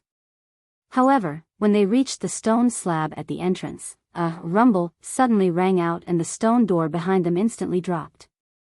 The 2 of them simply didn't have time to react and were already locked inside this stone room. After a moment of shock, Mo Tiange calmed down. If she didn't react at all, it would have been even more strange. This journey was full of dangers. If the treasure was right in front of them and they were allowed to take it, there would probably be even more vicious traps behind them. The 2 of them stopped in place. Mo Tiange asked, "Fellow Daoist Fangjing, what do you think will be here?" Daoist Fangjing stroked his beard. "In front of us are miasma, gales, illusory formations, and bewitching moonlight stones. Every place is dangerous, so I'm afraid this trial won't be easy. However, if you think about it carefully, the miasma and gales will test our defensive methods, the illusory formations will test our temperament and willpower, and the bewitching moonlight stones will test whether we can resist the temptation of treasures all over the ground and whether we can control ourselves and not lose our minds. However, none of these trials tested our ability in fights of magical powers. In my opinion, it's very possible that..." Before he could finish speaking, they suddenly heard an earth-shaking sound as if something was knocking heavily on the stone wall. Mo Tiange turned around and found the source of the sound. She furrowed her brows. It was the first stone statue leaning against the wall in the stone room. It suddenly took a step forward and walked heavily towards them. Daoist Fangjing also saw it, causing his breathing to stagnate. The 2 of them didn't take this stone sculpture seriously at all. When they saw it just now, they thought it was just a decoration of this place, like a mural carved on the wall. But in the blink of an eye, it actually turned into a living creature. "Fellow Daoist Yi, this, Mo Tiange had already activated her protective aura and summoned the white silk handkerchief and the shuttle of flying Apsara. The answer to what this trial was about had already appeared. Daoist Fangjing's guess was right. This trial tested their ability in fights of magical powers. This stone sculpture was more than 10 feet tall, which was equivalent to the height of 2 people. Its facial features were clearly carved. It was in the shape of a warrior. The iron armor on its body was even more distinct, and the stone sword in its hand was also carved with visible lines. A moment ago, it clearly didn't have any spiritual aura, but now it was full of spiritual aura, just like a peak stage foundation building cultivator. Mo Tiange quickly calculated in her mind. Both she and Daoist Fangjing were in the middle stage of the foundation building realm. Although this stone sculpture was equivalent to a peak stage foundation building cultivator, it was, after all, an inanimate object with a cumbersome body. Presumably, it wouldn't be difficult to defeat it. However, the sound this stone sculpture made when it stepped on the ground was akin to an earthquake, so it most likely used a lot of strength. Mo Tiange had to be careful not to use her body to resist it. Just as she was thinking, the stone sculpture arrived in front of them step by step. It lifted its arm and swung its stone sword down heavily.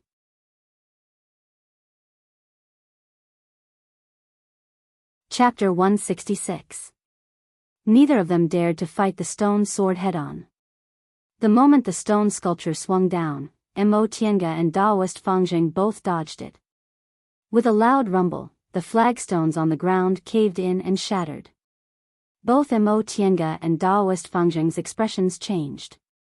They knew a nascent soul cultivator's immortal's cave must have been reinforced with materials, but the sword the stone sculpture swung down didn't seem to use much strength, yet it easily pierced through the flagstones. They asked themselves if they could do it. Without much time to think, the stone sculpture swung its sword again. The power of this sword strike was also very fierce. However, just as they guessed, this stone sculpture's strength was great and its body was cumbersome, but its speed was also very slow. And speed was precisely what she was good at. Stepping on the white silk handkerchief, Mo Tiange dashed away without being touched by the stone sculpture in the slightest. Daoist Fangjing also judged the situation in a flash. After he dodged the stone sculpture's second attack, he swung the horsetail whisk in his hand. The whisk turned into thousands of long threads that pierced the stone sculpture. In Mo Tiange's opinion, Daoist Fangjing's horsetail whisk wasn't a high-grade magic tool, but she didn't know how Daoist Fangjing refined it, but it was extremely powerful. This technique of transforming whisks into threads was similar to the flying needles she often used to launch sneak attacks. Moreover, while the flying needles were tangible, the whisks were intangible, and the only thing that increased was the spiritual aura. The thousands of whisks suddenly flew at an extremely fast speed. The stone sculpture couldn't dodge them, or rather, it didn't dodge them at all. Its entire body was enveloped by the whisks. The spiritual aura surged and countless dust rose. Both Mo Tiange and Daoist Fangjing were stunned. Soon after, they both retreated, held their breaths, and waved their sleeves. This immortal's cave had been closed for countless years, so the stone sculpture was already covered in dust. Daoist Fangjing's attack sent all the dust flying. The two of them didn't know whether to laugh or cry. They made such a blunder as soon as they attacked. However, the stone sculpture wasn't damaged at all. The two of them couldn't help but look serious. Fellow Daoist Yi. Daoist Fangjing's expression darkened. This thing's defense is amazing, it can't be damaged. Mo Tiange didn't know, but he clearly knew that he had painstakingly practiced this shape-shifting technique for more than 100 years. If he used it on a late-stage foundation building cultivator, his defensive barrier would be broken, but this stone sculpture wasn't affected at all. Once Daoist Fangjing spoke, the stone sculpture paused for a moment as if it was listening to him. In the next second, it adjusted its direction, then suddenly swung its sword at Daoist Fangjing. The power of this sword strike was indeed terrifying. Daoist Fangjing managed to dodge it in time, but he was still injured by the sword aura, causing him to let out a muffled groan. Mo Tienga acted just in time.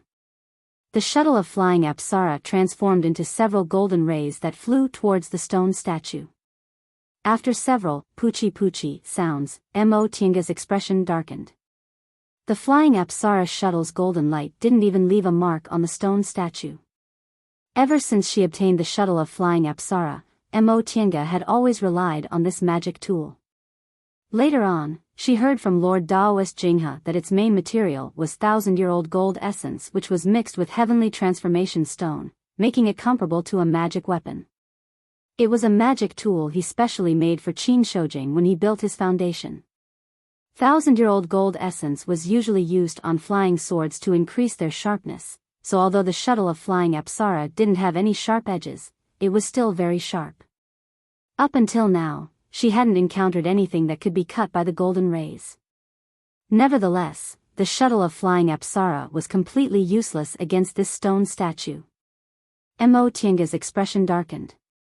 For a moment, she didn't know what to do.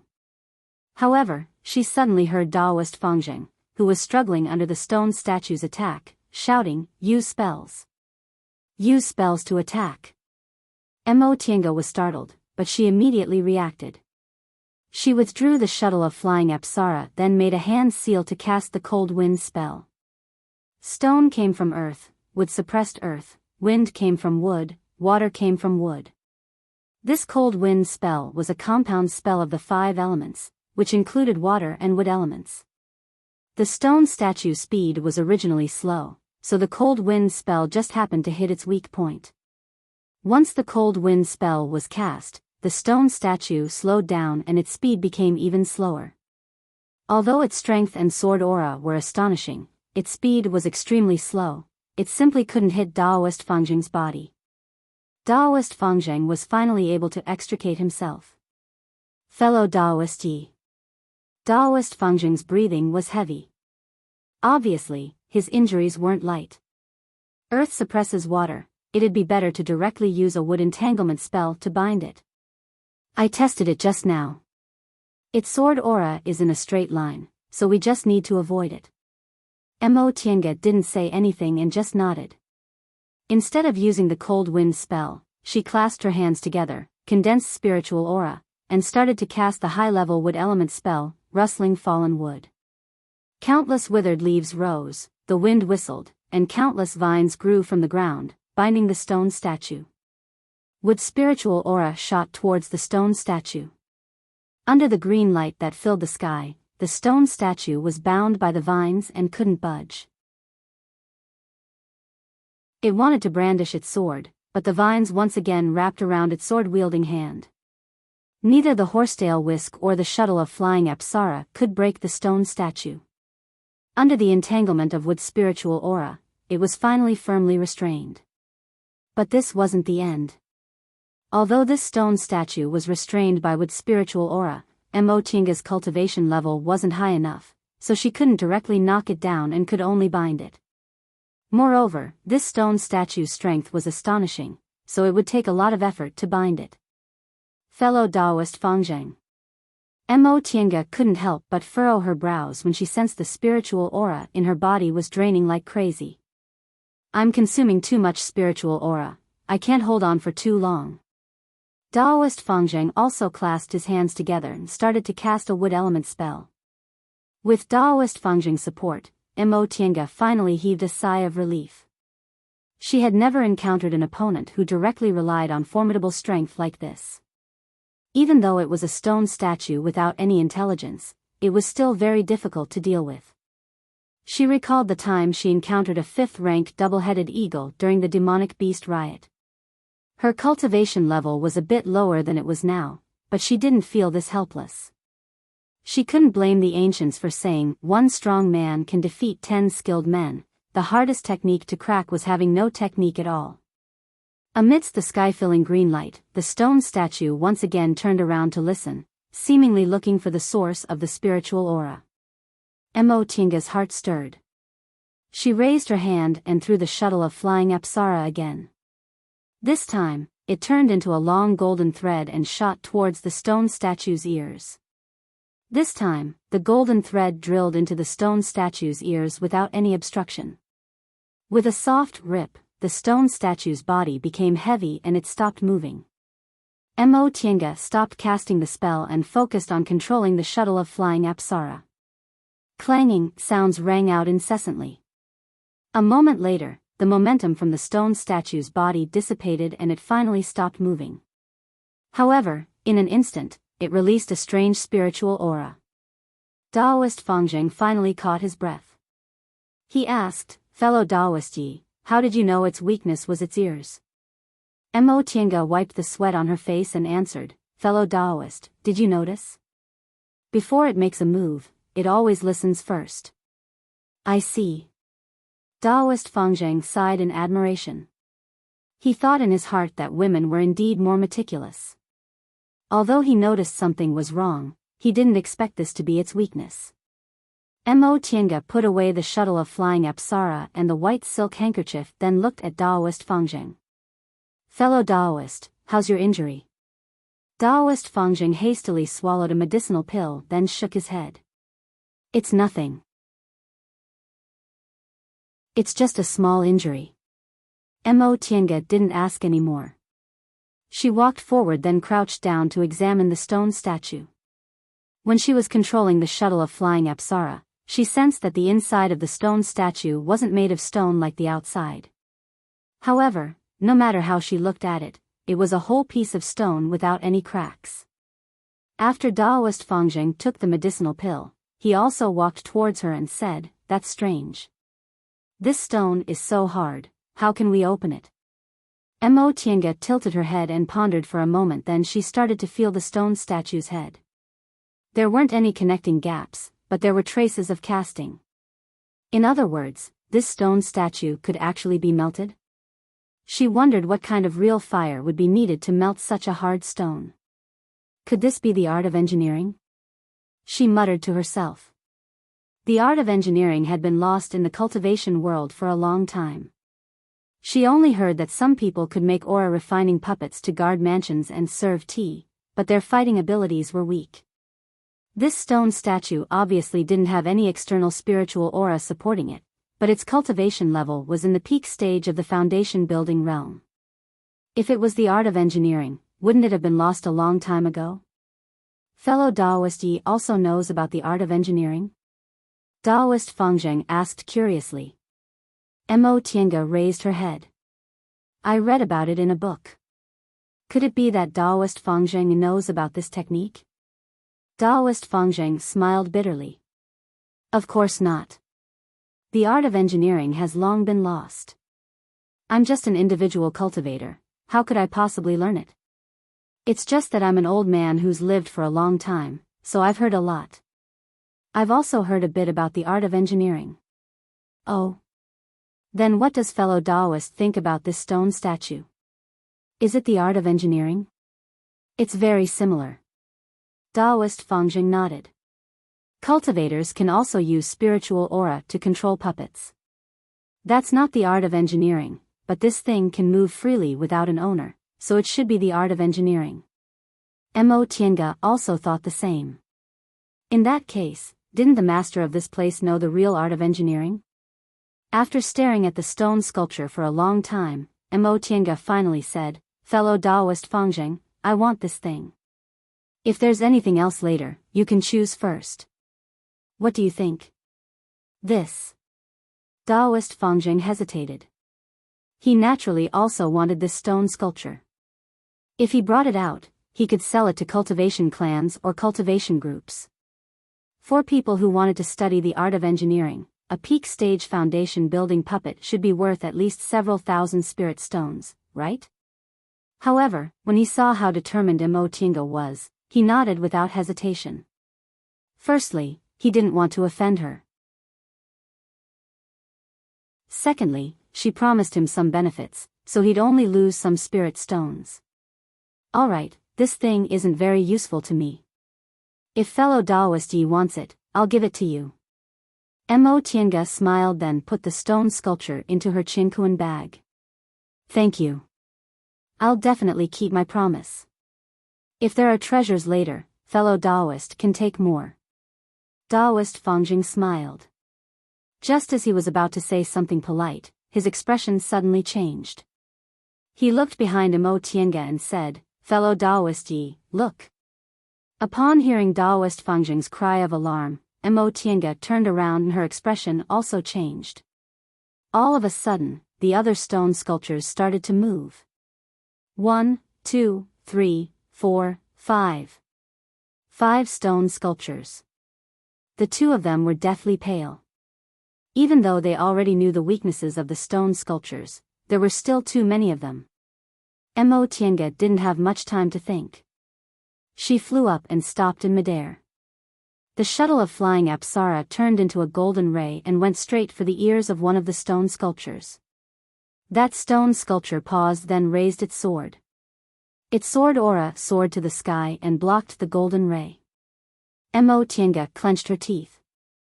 Just now, she used the shuttle of flying Apsara while she was trapped by a wood element spell, so the stone sculptures couldn't react at all. But it was different now. No matter how slow these stone sculptures' reactions were, their sword aura was so powerful that they could block it with just a raise of their hands. What should I do? Her mind raced, but she couldn't think of a solution.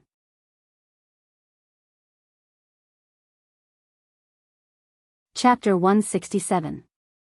Each of the 5 stone statues was in the late stage of the foundation building realm. Mo Tiange glanced at them and quickly analyzed the situation in her mind. Since the door was already closed, this was a secret room. Aside from defeating these stone statues, there was no other way. They already knew the stone statues' weaknesses, but how to crack their sword aura was still a problem. Each of these 5 stone statues had extraordinary strength. When they brandished their swords, their sword aura was overbearing, interweaving into a sword net. Even if they were slow, her shuttle of flying Apsara couldn't break them. Moreover, these stone statues didn't have consciousness, so even a hallucinatory item like the enchanting lantern couldn't affect them. Should I defeat them one by one? Mo Tiange looked at Daoist Fangjing and said, "Fellow Daoist, I'll deal with 4, you deal with 1. Daoist Fangjing immediately nodded. All right.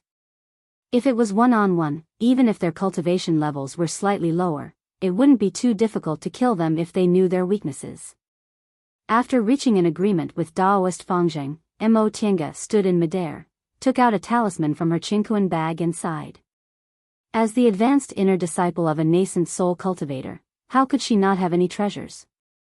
All these years, although Lord Daoist Jinghe didn't teach her about cultivation, he didn't hesitate to give her other things. This time, when she left the mountain, he even gave her several life-saving treasures. However, she thought it was best to handle things she could handle by herself. Relying too much on other things wouldn't be good for her growth. However, it was difficult for her to even keep herself alive now, so she naturally had to use whatever methods she had. Otherwise, if she lost her life, it would be a huge loss. Mo Tiange took the talisman, then closed her eyes and started to chant. Along with the chant, her whole body emitted a white spiritual light like mist. This spiritual light was a symbol of spiritual aura gathering. The spiritual aura became denser and the spiritual light became brighter and brighter. When she finished chanting, she opened her eyes and shouted, "Go!" The talisman was ignited, turning into 4 flames that instantly swept towards the 4 stone statues. The stone statues brandished their swords as if they wanted to cut them like before. But this time, it was useless. The 4 flames didn't move at all. They directly penetrated the sword aura and enveloped the 4 stone statues. The 4 stone statues stopped moving, maintaining their posture of raising their swords. Mo Tiange shouted, "Daoist Fangjing, quickly! I can only maintain it for the time it takes for an incense stick to burn." Once she used this move, the whole stone room was shrouded in spiritual aura. Daoist Fangjing was dumbfounded, but once he heard her shout, he seemed to have woken up from a dream. He hastily pounced on the only remaining stone sculpture. Daoist Fangjing waved his hand, causing a talisman to fly out of his hand. It was the earth element magic art, thick soil carrying the earth. The ground under the stone sculpture's feet instantly turned into yellow soil. The soil directly spread and trapped the sculpture. The stone statue brandished its sword in a daze, but how could it cut through the soil beneath its feet? Taking advantage of this opportunity, Taoist Fangzheng raised his horsetail whisk. Countless strands of whisk flew towards the stone statue. This time, the stone statue brandished its sword to block. It finally managed to block the attack. Taoist Fangzheng immediately retrieved the whisk thread, then threw several talismans. Foundation building realm talismans were different from aura refining realm talismans. Even if you had the money, it would still be very difficult to buy them. This time, Taoist Fangzheng really put in a lot of effort. Under the attack of several high-level talismans, the stone statue gradually became unable to wield its sword. Countless whisk threads were once again thrown out. 2 of them drilled into the stone statue's ears. With 2 chi-chi sounds, the stone statue finally stopped moving. Mo Tiange heaved a sigh of relief. She once again took out another talisman and chanted the incantation, trapping the 4 stone statues just like before. Needless to say, Fangzheng flung his horsetail whisk and pierced it into the stone statue's ears. The 4 stone statues fell one by one. Mo Tiange heaved a long sigh. She couldn't hold on any longer, so she fell to the ground. Her legs went soft, so she sat down. These 2 talismans weren't talismans used by ordinary foundation building cultivators, they were top-grade talismans. In fact, top-grade talismans were like magic weapons, they didn't belong to any rank. Only core formation cultivators and above could draw these talismans. Part of the power of magic weapons was sealed inside them, so their power was extraordinary, just like real magic weapons. It was common knowledge that aura refining and foundation building cultivators could also use magic weapons. However, in their hands, they could only display 1% or even 1,000th of the power of magic weapons. They simply couldn't compare to the magic weapons of core formation cultivators or nascent soul cultivators. However, this kind of talisman was different. It sealed the power of real magic weapons. Although it couldn't compare to a nascent soul cultivator's, it wasn't inferior to a core formation cultivator's attack. However, this kind of talisman could only be used once. Even so, activating these 2 talismans consumed a lot of spiritual aura, so Mo Tiange felt exhausted for a while. Nevertheless, there was someone else next to her, so she didn't dare to rest too much. She swallowed several restorative panaceas, adjusted her breathing, then stood up. Fellow Taoist Fangzheng, how is it? Taoist Fangzheng also rested for a bit before he stood up to examine the surroundings. Right now, he was carefully examining the things behind the stone statues. Taoist Fangzheng didn't stop examining them. He just turned his body slightly and said, "Fellow Taoist Yi, quickly come and take a look." Judging from his tone, he seemed to have discovered something. Mo Tiange stood up and walked towards him. Taoist Fangzheng pointed at the stone wall. "Fellow Taoist Yi, look carefully." Mo Tiange moved closer, but she was stunned. She saw that the stone wall was densely engraved with fine murals. These murals were carved meticulously, but their contents were messy. It was as if someone carved something on the wall whenever they thought of it. Some were people, some were flowers, plants, strange beasts, and some were spells. Mo Tiange looked at the murals one by one, but she was pleasantly surprised. The master of this place was indeed a genius. There were some secret techniques she'd never heard of before. For example, there was a kind of teleportation technique called Flash of Wind and Thunder, which could allow the user to retreat several hundred feet away in an instant. If one cultivated it to a higher level, it wouldn't be a problem for them to move several hundred feet away. After all, the so-called teleportation technique had been passed down to the present day, but most of it didn't live up to its name. It merely relied on its extremely fast speed to make it look like teleportation. True teleportation techniques were rarely passed down, they were usually passed down as secret techniques in big cultivation groups. Xianqing School also had one, but only core formation cultivators could practice their teleportation technique. There were also some carelessly written spells that were incomplete, which made Mo Tienga quite disappointed. She hoped to find some records of mechanisms, but unfortunately, there was none. In the end, Mo Tienga found a paragraph of text in the corner. My name is Su Jiwei, a disciple of Venerable Swordsman Xuansu of Gujin sect. I formed my gold core at 100 years old, entered the nascent soul realm at 300 years old, betrayed Gujin sect at 400 years old, lived in seclusion in the Wind Breath Valley of Mount Jiuling in Jin country, called myself Wanderer Ziwei.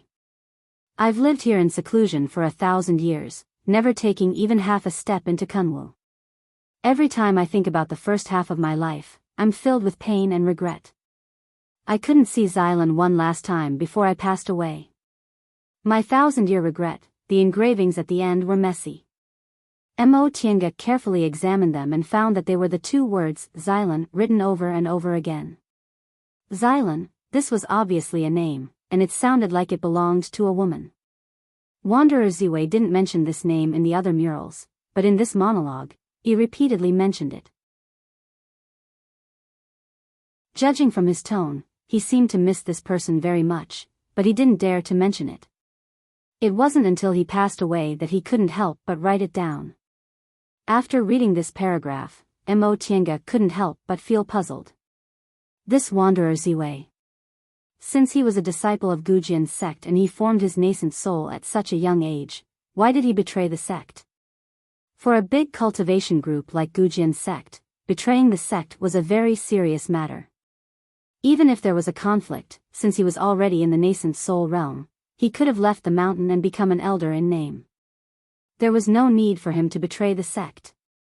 Moreover, after he betrayed the sect, he lived in seclusion in the secular world. It seemed like he didn't want anything, so it didn't seem like he had a conflict of interest. But if there was no conflict of interest, why did he betray the sect? Later, he said that every time he thought about the first half of his life, he was filled with pain and regret. A cultivator from a big cultivation group formed his nascent soul at such a young age. What pain could he have experienced in the first half of his life? What could make him regret to the point of death? If these matters were connected, betraying the sect because of regret, living in seclusion in the secular world because of regret. How serious was this matter? Finally, there was that Xylan. For a nascent soul cultivator, was there anything they couldn't see if they wanted to see someone? Unless that person had disappeared or he didn't dare to see her. But here came the problem. Disappearing was fine, but what matter was so serious that he didn't dare to see her? Was it related to the matter he regretted? Mo Tienga felt the matter in front of her was confusing and couldn't be explained at all. Daoist Fangzheng also came over to read this passage. He said with astonishment, Gujin sect? The master of this place is actually a senior from Gujin sect, but why is he so proficient in the illusory formation and the art of mechanisms? This doesn't seem like the work of a sword cultivator. Mo Tienga was stunned. Yes, this should be the biggest doubt. Gujin sect was a sect of sword cultivators, so this Wanderer Ziwei should also be a sword cultivator. However, his actions didn't seem like a sword cultivator's. When they first entered the valley, they encountered the gales and miasma caused by a formation. Later, they entered an illusory formation. Who could lay this kind of formation unless they were a grandmaster? Moreover, the Flying Five Elements platform almost made people think it was a senior from Tianliang School. Finally, there was this stone room, the peak stage foundation building puppet, and the art of mechanisms. In the cultivation world, the most traditional and most populous cultivators were Dharma cultivators. This kind of cultivators followed the prescribed order on their cultivation path and mainly relied on spells, magic weapons, and medicinal pills. Sword cultivators, talisman cultivators, medical cultivators, martial cultivators, and so on were all unorthodox Daos. Among them, because sword cultivators were extremely strong in fights of magical powers, they were the most populous group. However, compared to Dharma cultivators, their total number was only 1 in 100. The reason why Dharma cultivators were the most populous was because their studies were orthodox. They could dabble in any kind of unorthodox Daos and had a high chance of making realm breakthroughs. Sword cultivators were strong in fights of magical powers, but they spent their entire lives in nurturing their swords, so their chances of making realm breakthroughs were rather low. Therefore, generally, sword cultivators only concentrated on cultivating their swords and rarely learned other things. However, everything laid out here subverted this convention. A sword cultivator who was proficient in formations, the art of mechanisms, and extremely knowledgeable, was simply too frightening. Mo Tiange was 100% sure that the master of this place was definitely a rare genius. Fellow Daoist Yi, let's not talk about other things first. Let's take the sunstone first. Daoist Fangzheng was actually thinking about this object after he finished looking at the mural. Right, this object was the most valuable thing here. Mo Tiange didn't oppose him. Alright, I agreed to fellow Daoist's request earlier. Now, fellow Daoist can choose first. Fellow Daoist can take an extra portion. Daoist Fangzheng was beside himself with joy. He immediately flew up and was about to take the sunstone hanging above him. Rumble. A burst of spiritual aura came out of nowhere and struck Daoist Fangzheng down.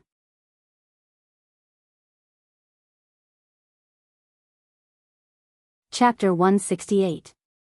With a bang, Daoist Fangzheng fell heavily on the ground. Mo Tiange immediately summoned her white silk handkerchief, but that spiritual aura didn't appear again. From beginning to end, she didn't know where that spiritual aura came from. Daoist Fangzheng, who was lying on the ground, groaned and struggled to get up. His face was pale. This, fellow Daoist Fangzheng, it seems the master of this place doesn't want us to take the sunstone.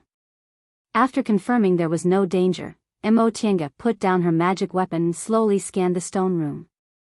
This was obviously a technique that surpassed their realm, but it didn't kill them. It seemed the master just didn't want them to take the sunstone. Daoist Fangzheng looked up at the sunstone on the top of the stone wall, his face full of unwillingness. If that was the case, wouldn't this trip be returning empty-handed? At that moment, several rumbling noises were heard. It seemed one of the stone slabs was moved. The two of them looked towards the source of the noise and were both overjoyed. The stone wall in the innermost part of the stone room suddenly moved, revealing a stone table with several things on it. However, after the previous incidents, the two of them became more cautious. After being overjoyed, they didn't immediately go to take the things. Daoist Fangzheng once again released his first-rank spiritual beast. The bird screeched then flew towards the stone table in a wobbly manner. Not only Daoist Fangzheng, but Mo Tiange was also extremely nervous. Ever since they came here, they hadn't obtained anything except for a mother of moonstone and several bewitching moonstones. Instead, they used up several magic weapons and talismans. There were so many treasures here, but they weren't allowed to take them. The bird safely landed on the stone table. Daoist Fangzheng's expression showed a hint of happiness, but soon, he became even more nervous. He ordered the bird to pick up something with its beak. The bird flapped its wings on the table and ran towards a bell-shaped object. Soon after, it picked up the bell handle and was about to fly away.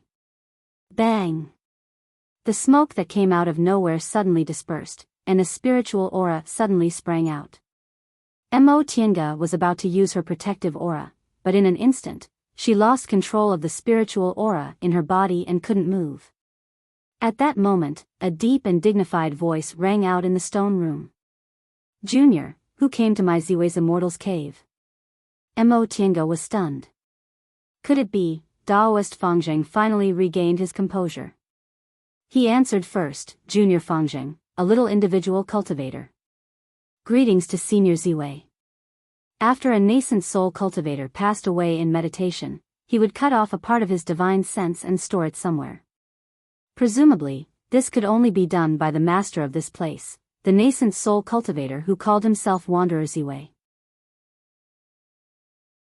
Junior Mo Tiange, a disciple of Enchanting school. Greetings to Senior Ziwei. Faced with the nascent soul cultivator's question, Mo Tiange still chose to speak the truth even though she was only using her divine sense. Enchanting school? Upon hearing what she said, Wanderer Ziwei was slightly surprised. Soon after, he asked, "Who's that Lord Daoist Pill Spirit to you?" "Dao Lord Pill Spirit?" Mo Tiange pondered for a moment then answered, "Lord Daoist Danling was a senior of my group. He passed away 5,000 years ago." "It's been 5,000 years." Upon hearing what she said, Wanderer Ziwei was silent for a long time before he finally heaved a long sigh. "It's actually been 5,000 years. Xylan, it seems you've also." In the next second, his voice regained its calmness. He said, "Juniors, what's your request for coming to my Ziwei's Immortal's Cave?" Daoist Fangzheng was delighted to hear that.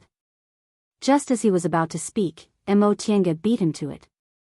"May I know Senior's purpose in luring us here?" A foundation-building cultivator talking to a nascent soul cultivator like that was indeed arrogant.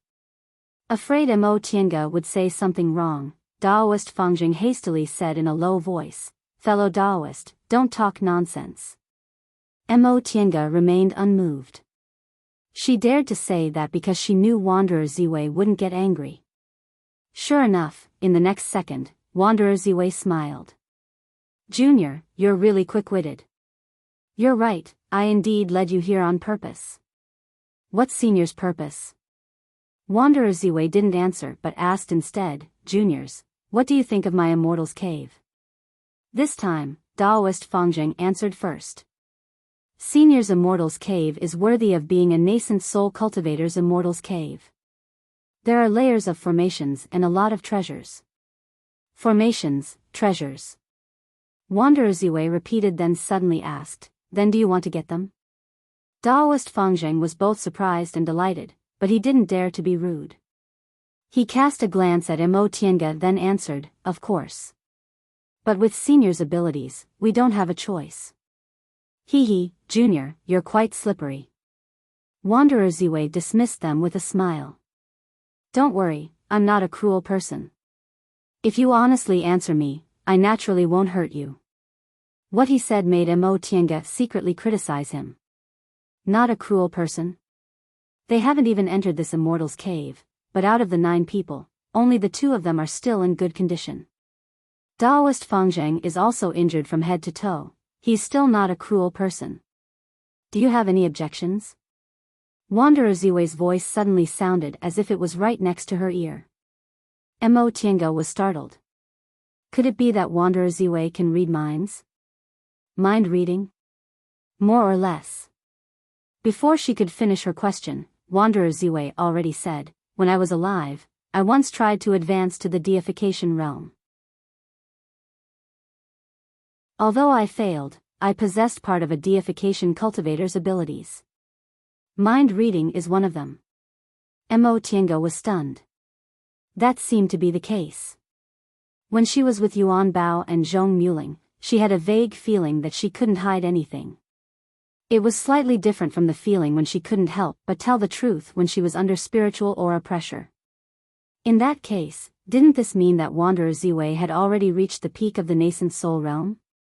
It was just that he hadn't truly advanced to the deification realm yet? "Oh. Junior, you've actually met deification cultivators?"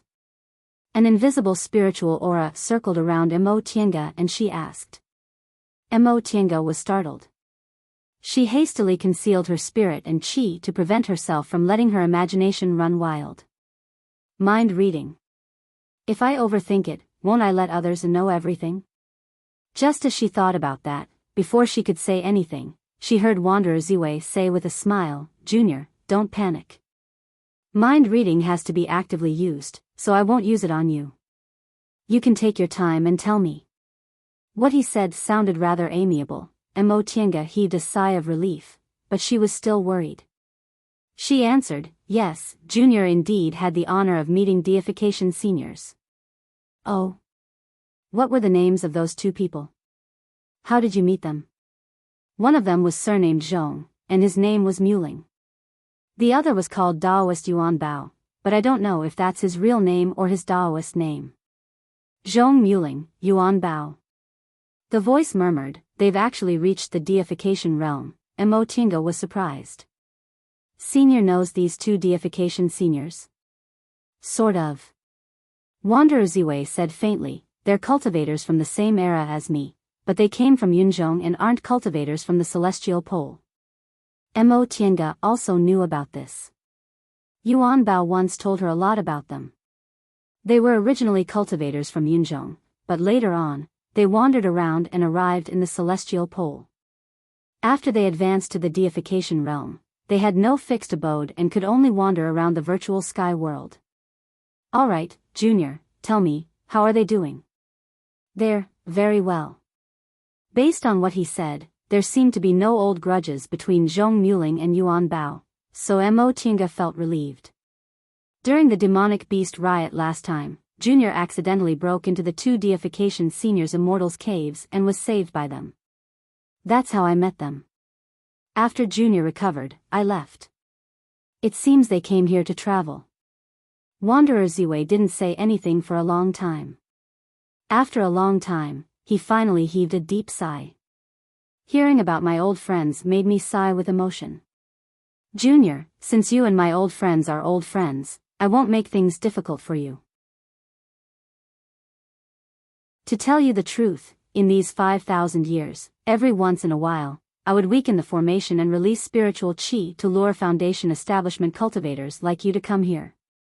Unfortunately, not a single person has ever come here. Sure enough.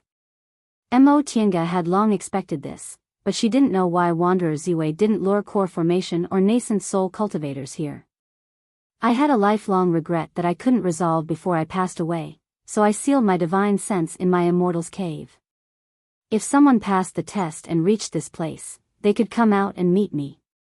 If you can help me with this matter, I'll give you treasures. Mo Tiange and Daoist Fangzheng glanced at each other. Both of them were a bit surprised. 6 of them died, 1 was seriously injured, and only 2 of them reached this place in one piece. It was actually because a nascent soul cultivator who passed away already had something to ask of them. Moreover, this still didn't explain why Wanderer Ziwei didn't let core formation or nascent soul cultivators come here. Wanderer Ziwei was a peak-stage nascent soul cultivator who was just a step away from the deification realm. Presumably, nascent soul cultivators would scramble for treasures like ducks. Don't you understand why I let Foundation building cultivators come here? Daoist Fangzheng cupped his hands. Senior, please forgive us. Juniors indeed don't understand. If Senior has something to ask of us, wouldn't it be better to let core formation or nascent soul seniors come? They're quite capable, so it'd be easy for them to complete Senior's task. That being said, why would core formation and nascent soul cultivators be afraid of a divine sense? No matter how high my cultivation level was in the past, I'm only left with this bit of divine sense now, so I can't intimidate them, Wanderer Ziwei said faintly. Besides, the task I asked of you has nothing to do with your cultivation level. That was true. If a core formation or nascent soul cultivator discovered an immortal's cave like this, they'd probably go looking for treasures by force. Even if Wanderer Ziwei was a genius when he was alive, he was only left with a wisp of his divine sense now. Mo Tiange said, Senior, aren't you afraid that we'll agree but won't do it?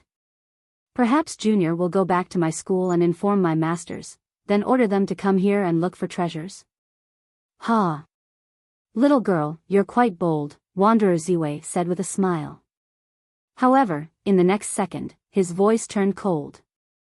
Since I let Foundation building cultivators come here, I naturally have a way to deal with you. Right after he finished speaking, Mo Tiange suddenly felt a pain in her head. That wisp of spiritual aura drilled into her brain, but it immediately withdrew. She couldn't help but scream in pain. After the pain passed, she felt nothing was amiss. She turned around and saw that Daoist Fangzheng was also bewildered. Wanderer Ziwei said indifferently, I left imprints in your sea of knowledge. If you don't come back in time, these imprints will activate, and at this point, the threat in his words was very obvious. Mo Tiange was shocked and angry. She wasn't a person who went back on her word. If this Wanderer Ziwei gave her treasures and asked her to do something, she would naturally keep her promise. However, this kind of method really made her feel indignant. Junior, Wanderer Ziwei said with a smile, don't be agitated. Don't forget that your life is still in my hands. With this reminder, Mo Tiange managed to suppress her anger, but she still couldn't help but sneer. Senior, since you know I'm a disciple of Xianqing school, so what if I left an imprint? I'll go back to my school and ask the seniors in my school to resolve it with me. Huh, resolve it? Wanderer Ziwei's voice was full of arrogance. There aren't any deification cultivators in your school, right? Even late-stage nascent soul cultivators can't resolve my unique technique. After he said that, he said curiously, Girl, are you always so direct with your words? Aren't you afraid I'll kill you? After all, there are two of you, you're not my only choice. Really? Mo Tiange said coldly. Senior waited for several thousand years before the two of us finally came. Senior, aren't you afraid you won't be able to complete your task? Wanderer Ziwei paused for a moment, then smiled bitterly. You're just a little girl in the foundation building realm. How can you be so sharp-tongued? It doesn't matter if you're afraid or not. You should rejoice that I've been cultivating my mind and temperament here for more than 1,000 years, so I'm no longer as hot-tempered as I used to be. Otherwise. Once he finished speaking, he once again muttered to himself, however, you're very similar to her. Could it be that Xylan? Wanderer Ziwei said, Alright, I won't talk nonsense with you. I won't be harsh. As long as you finish the task I'm giving you within 100 years and come here, I'll give you all of my treasures. I'll give them to whoever finishes first, but you'd better not kill each other for the sake of treasures. The imprint I left in your sea of knowledge will tell me, so I won't give you anything at that time. All of my treasures? Upon hearing what he said, Daoist Fangjing promptly asked, May I ask what Senior wants us to do? I want you to find a person's corpse, bring it to me, and bury it with me. Mo Tiange blurted out, could it be the Xylan that Senior keeps talking about? Correct. Wanderer Ziwei's voice was still faint, but Mo Tiange felt it was filled with endless desolation. I already knew I wouldn't be able to see her. It's enough as long as I'm buried with her. Mo Tiange couldn't help but ask in a low voice, she. Who is she? Her question made Wanderer Ziwei silent. After a long time, so long that Mo Tiange thought he wouldn't answer, she finally heard his voice, she's my wife. Mo Tiange was dumbfounded. Since she's Senior's wife, why, Junior, why do you have so many questions? Wanderer Ziwei smiled bitterly. I'm only separated from my wife and couldn't be together anymore, so I want you to bring her corpse back. You're still trying to get to the bottom of this? Despite that, he sighed softly then said slowly, my wife's surname is Shao, and her name is Xylan. She's a cultivator from Xuanji School. Do you know about Xuanji School? Daoist Fangjing said in a low voice, Xuanji School was established by the original disciples after Tianliang School was exterminated several thousand years ago. However, Xuanji School no longer exists today. It was divided into Giga School, Qiqiao Sect, and several other groups. Wanderer Ziwei was stunned. Xuanji School also, correct. As far as Junior knows, it was because of internal strife. However, it's been a long time, and Junior's only an individual cultivator, so I don't know the inside story. Fate. In the end, they couldn't escape the fate of being exterminated. Wanderer Ziwei sighed then said, how's Gujin Sect now? It still exists, right? Right now, Gujin Sect is the third largest cultivation group in the Celestial Pole. It's very powerful and has many disciples. That's good. When Gujin Sect was mentioned, Wanderer Ziwei's tone was indifferent, as if he didn't care. After a pause, he said slowly, I was originally a swordsman in the secular world. When I was 20, my master discovered that I had spiritual roots, so I came to Gujin Sect. Later, I became a sword cultivator and wholeheartedly cultivated. When I was 100 years old, I formed my gold core and reached the nascent soul realm at 300 years old. I don't dare to say I'm a genius, but I'm still a rare sword cultivator. Because I was born in the secular world of Jianghu, I've always had a fiery temper. My Gujin sect has always been combative, so we didn't restrict our disciples. When I just formed my gold core, several senior martial brothers and I exterminated Tianliang School because someone from Tianliang School offended my senior martial brother. Mo Tiange was a bit shocked. Gujin sect now adopted the image of the righteous path and always restricted its disciples. As it turned out, it was also, at that time, I didn't take this matter to heart. Who would have thought that 100 years later, I'd meet a little girl in the foundation building realm? When he spoke about this matter, Wanderer Ziwei's voice finally fluctuated. That was my wife, Xylan. I knew she was a disciple of Xuanji School, but I didn't care. So what if I was the one who did that?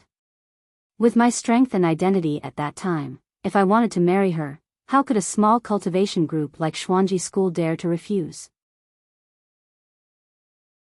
However, I didn't want Xylan to know, lest she thought I was using my power to oppress people. Xylan only knew it was a disciple of my Gujin sect who exterminated Tianliang School, but she didn't know I was one of them. Although she hated Gujin sect, she still married me. We were husband and wife for 200 years. I successfully formed my nascent soul, and Xylan also formed her gold core. Her aptitude was excellent, and with my help, forming her nascent soul was almost inevitable. I thought we'd continue loving each other like this for 1,000 years. 200 years. Wanderer Ziwei should be 400 years old now, right? Was that when he betrayed his sect and lived in seclusion here? Right at that time, Xylan heard from my senior martial brother that I participated in the extermination of Tianliang School, so she came back to question me and severed ties with me. Only then did I know Xylan wasn't just a disciple of Xuanji School. Her clan used to be a great clan in Tianliang School. In other words, her elders and relatives might have all died in my hands. Wanderer Ziwei narrated faintly with a calm tone. We've been husband and wife for 200 years, so how could I not know her temper? She was usually kind, but she was very stubborn. Once she decided on something, she absolutely wouldn't change her mind. Since she severed ties with me, she wouldn't see me again for the rest of her life. It was just that I had delusions that she could come back, so I betrayed my sect and came to this secular world to live in seclusion. I entrusted a letter to her telling her that if she forgave me one day, she should come find me. I regretted what happened in the past, but there was nothing I could do. I gave up everything, which meant I'd severed my past. At this point, Wanderer Ziwei finally sighed, revealing some of his emotions. Sure enough, I waited for more than 1,000 years, but she never came. Later, I heard she formed her nascent soul and became the Grand Supreme Elder of Xuanji School, but she never came to see me. So that was what happened.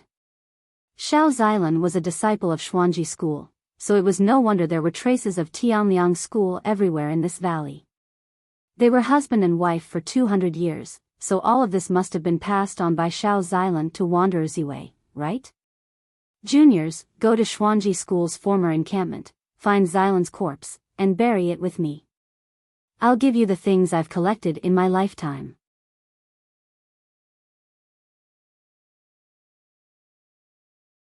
Chapter 169. As long as he found the corpse, he would be able to obtain the lifetime savings of a peak nascent soul cultivator. It sounded like a very good deal, but... Mo Tiange chuckled softly. Senior, your wife was a cultivator from 5,000 years ago and it's hard to find where she was buried, but how dangerous would the burial place of a nascent soul cultivator be? Since your wife is a brilliant disciple of the profound secret sect, her attainments and formations should not be inferior to seniors, right? We're just foundation establishment cultivators, how can we guarantee that we'll be able to bring back the corpse safely? Correct, Daoist Fangjing said, we haven't even obtained any benefits, yet we already have a slim chance of surviving. This transaction isn't fair. Wanderer Ziwei burst out laughing. Good, good. If you're too stupid, then it's not worth it for me to make this deal. He paused for a moment, then said casually, you want the benefits first, sure. Not only will I give you benefits, but I will also give you 200 years. Little girl, with your age and cultivation level, 200 years should be enough for you to advance to the core formation realm, right? However, don't think that I can't do anything to you just because you formed your gold core. Once the imprint in your sea of knowledge takes effect, it will be effective for life. With a single thought, your life and death will be in my hands. And you don't have much lifespan left. You don't even have 200 years left. Daoist Fangzheng was a bit nervous. What he said just now was because he was unwilling to be ordered around by this senior, but that didn't mean that he didn't think it was a good deal. He still had 70 to 80 years left in his lifespan. During this period, it was very likely that he could find the remains of a nascent soul cultivator. By then, his chances of advancing to the core formation realm would be greatly increased. Even if he took a step back, he wasn't like the little girl beside him. In the past 200 years, he had already passed away, which meant that he hadn't put in anything. He was afraid that this senior would cancel his trading rights upon seeing that he didn't have much time left in his lifespan. Then, he would have missed a good opportunity for nothing. Mo Tiange didn't know whether this wanderer Ziwei was using the mind-reading technique or not. After a short pause, he said unhurriedly, "You don't need to worry. Having another opportunity to find Xylan's skeleton is always good for me. In the past, in order to wait a few hundred more years, I once searched all over the celestial pole and refined a longevity pill. Now, there's only one left, so I'll give it to you." Longevity pill? Longevity pill. It was a longevity pill that even nascent soul cultivators would find difficult to obtain. Daoist Fangzheng was stunned for a moment, then he became ecstatic. He stammered, Senior. Longevity pills. His words were already incoherent. Upon seeing his reaction, Wanderer Ziwei burst into laughter, then said to Mo Tiange, "As for you, there are several things you can choose from. The longevity pill is useless to you, but I can give you a dustless pill. I'm sure you know that after taking this dustless pill, your chances of reaching core formation will increase. If you feel that with the help of a sect elder, core formation won't be a problem, then I can also give you a top-grade magic treasure, or a secret book from the Profound Theory sect, the Profound Theory Formation book. Which one do you want? The dustless pill, the top-grade magic treasure, the Xuanji Array book." No matter which one it was, they were all treasures that were hard to find. Among them, although the dustless pill's value couldn't compare to the longevity pill, it was the most practical for foundation-building cultivators like them who were about to form their gold core. The top-grade magic treasure mentioned by a nascent soul cultivator naturally couldn't be compared to ordinary magic treasures. Perhaps other nascent soul cultivators would also covet it. The last one was the Xuanji Array book.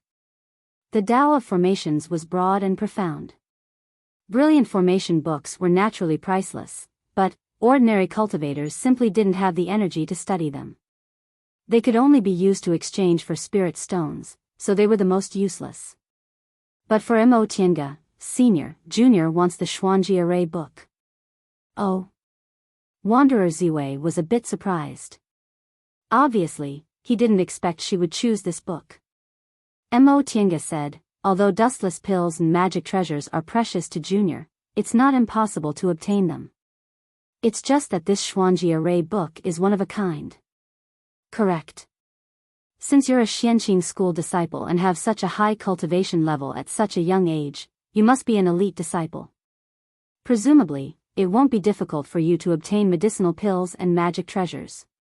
However, you have to think about it carefully. My medicinal pills and magic treasures aren't ordinary goods. Ordinary core formation cultivators can't even imagine them." Wanderer Ziwei's words clearly showed he was treating her master as an ordinary core formation cultivator. Mo Tiange knew that for an almost omnipotent and stunning sword cultivator like Wanderer Ziwei, his collection might not be any worse than her master's. But if she wanted to form her gold core, Lord Daoist Jinghe would naturally find dustless pills for her. Lord Daoist Jinghe might also have top-grade magic treasures.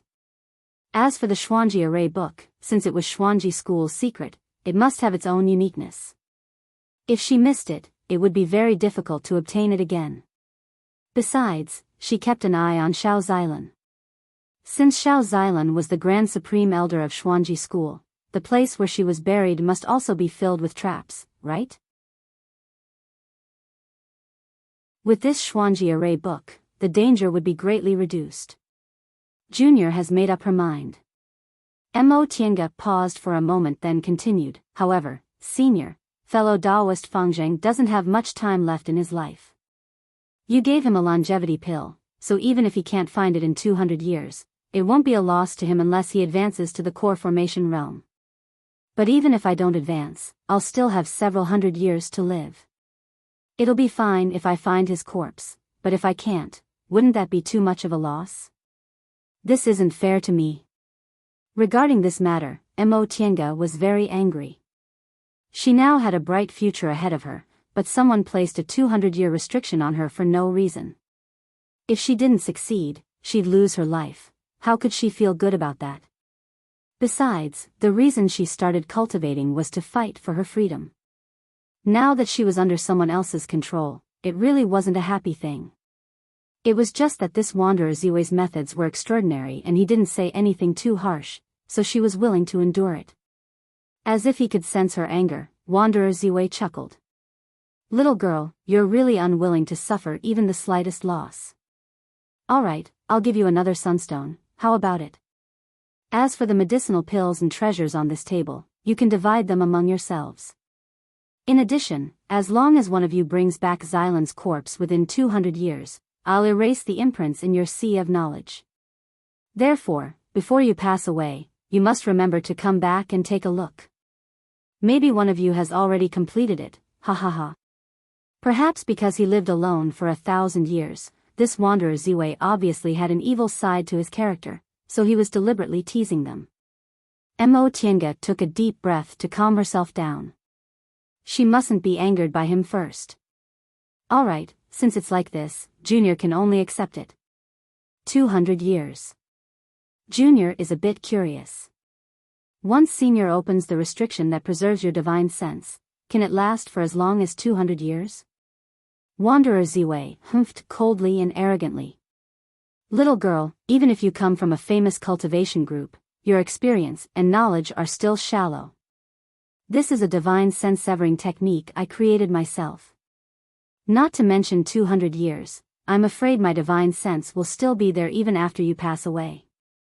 This Wanderer Ziwei couldn't be judged with common sense. As a sword cultivator, he was proficient in formations and mechanisms, and he could even concoct longevity pills and create all kinds of spells. Maybe he even dabbled in tool refining as well.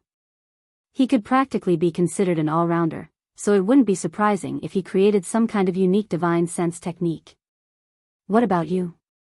Seeing as Mo Tiange was speechless, Wanderer Ziwei turned to ask Daoist Fangzheng. Daoist Fangzheng bowed and said, that being the case, Junior will accept it. Good. Once Wanderer Ziwei finished speaking, Mo Tiange felt the stagnant spiritual aura in her body loosen. In an instant, she regained control of her body and was able to walk again. She heaved a sigh of relief then moved her hands and feet. She found that the spiritual aura in her body was unobstructed and she no longer felt as heavy as before. If you have any other questions, just ask. If you step out of this immortal's cave, 200 years will begin. When the 200 years are up, regardless of whether you succeed or not, you must come back to see me. If I'm in a good mood, I might give you more time, but if I'm in a bad mood, 200 years. Disregarding Daoist Fangzheng, Mo Tiange felt she should be able to find some information within this time. Right now, she had a lot of questions. Ever since she stepped into this valley, her head was full of questions, but she couldn't answer them because she was always in danger. Now that she heard Wanderer Ziwei's words, she asked, Junior indeed has a lot of questions. Would Senior be willing to talk about them in detail? Wanderer Ziwei said, tell me first. Mo Tiange thought for a moment then said slowly, first of all, are the Gales and miasma related to the formation Senior laid? But why was it so easy for me to crack it when I reached the bottom of the valley? Secondly, what's going on with the stone statue and the altar at the entrance of Senior's Immortal's Cave? Then, Junior, you're really long-winded. Wanderer Ziwei interrupted her somewhat impatiently. I'll tell you everything from the beginning to the end, alright? The gales and miasma above the valley were indeed caused by the formation I laid. However, you were lucky to be able to crack it so easily. The answer to this question is the same as to your second question. In the past, when I lived in seclusion here, I saved several hundred mortals who were caught in the chaos of war. Seeing that they were pitiful, I brought them back to the valley. They worshipped me as their god, and the stone statue and the altar were erected by them, so I simply changed them to the entrance of my immortal's cave. The stone statue was my wife, Lan. The reason I saved them was because I thought Xylan didn't like me being violent and murderous, so I occasionally did good deeds. Therefore, when they wanted to carve the statue of a god, I let them carve it into Xylan's appearance. That way, when I occasionally came out of my immortal's cave, I could also see her appearance. Before I passed away, these mortals had already lived at the bottom of the valley for more than 1,000 years. From generation to generation, several cultivators emerged among them, but unfortunately, their spiritual roots weren't good.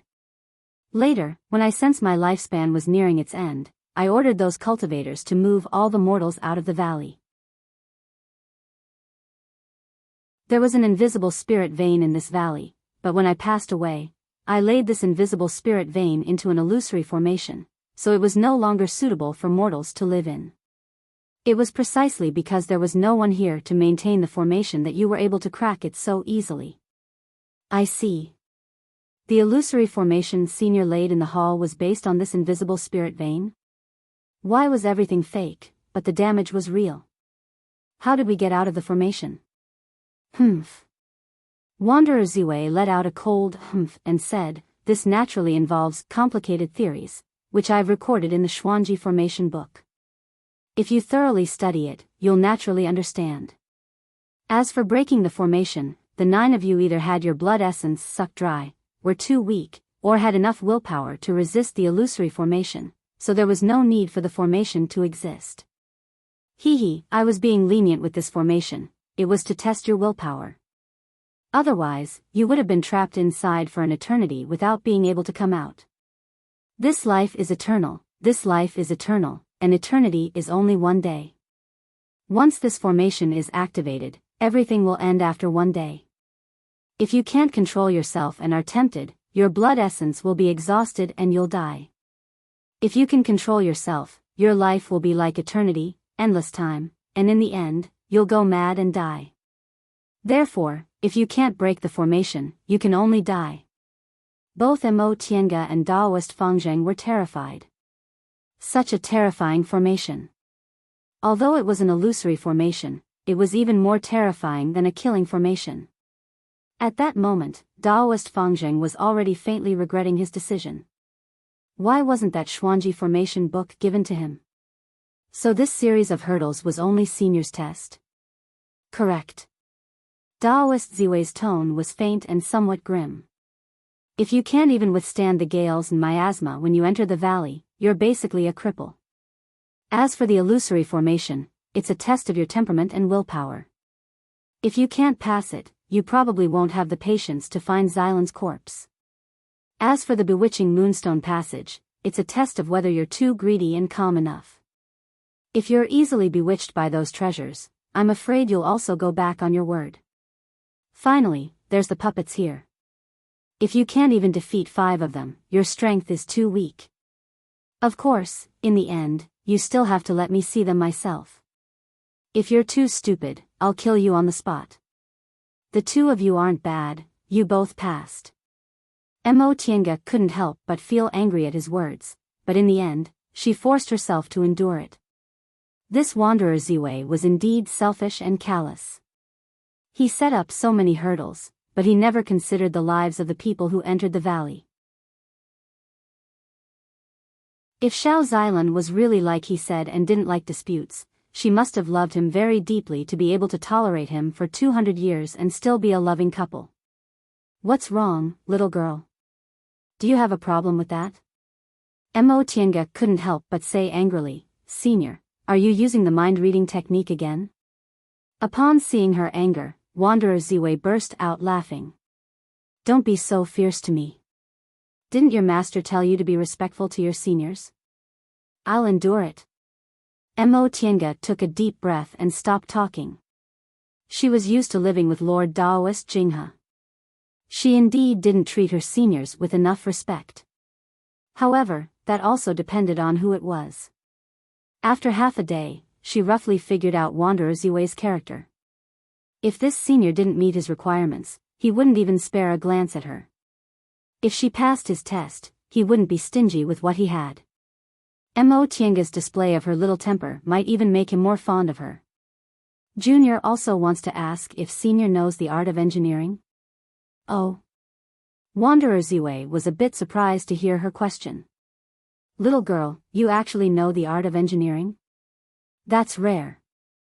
The art of engineering has long been lost, and there aren't many people who know about it. So senior really knows the art of engineering? Humph.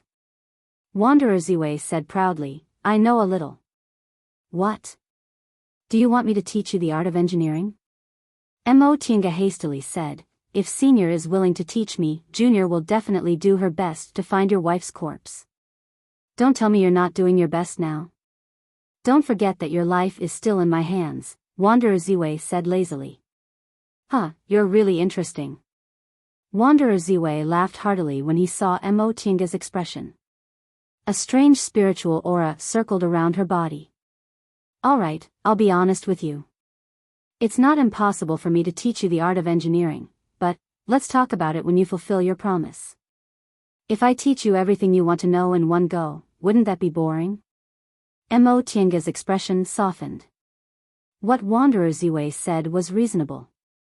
He should teach her whatever she wanted to learn. How could there be such a cheap deal? Right.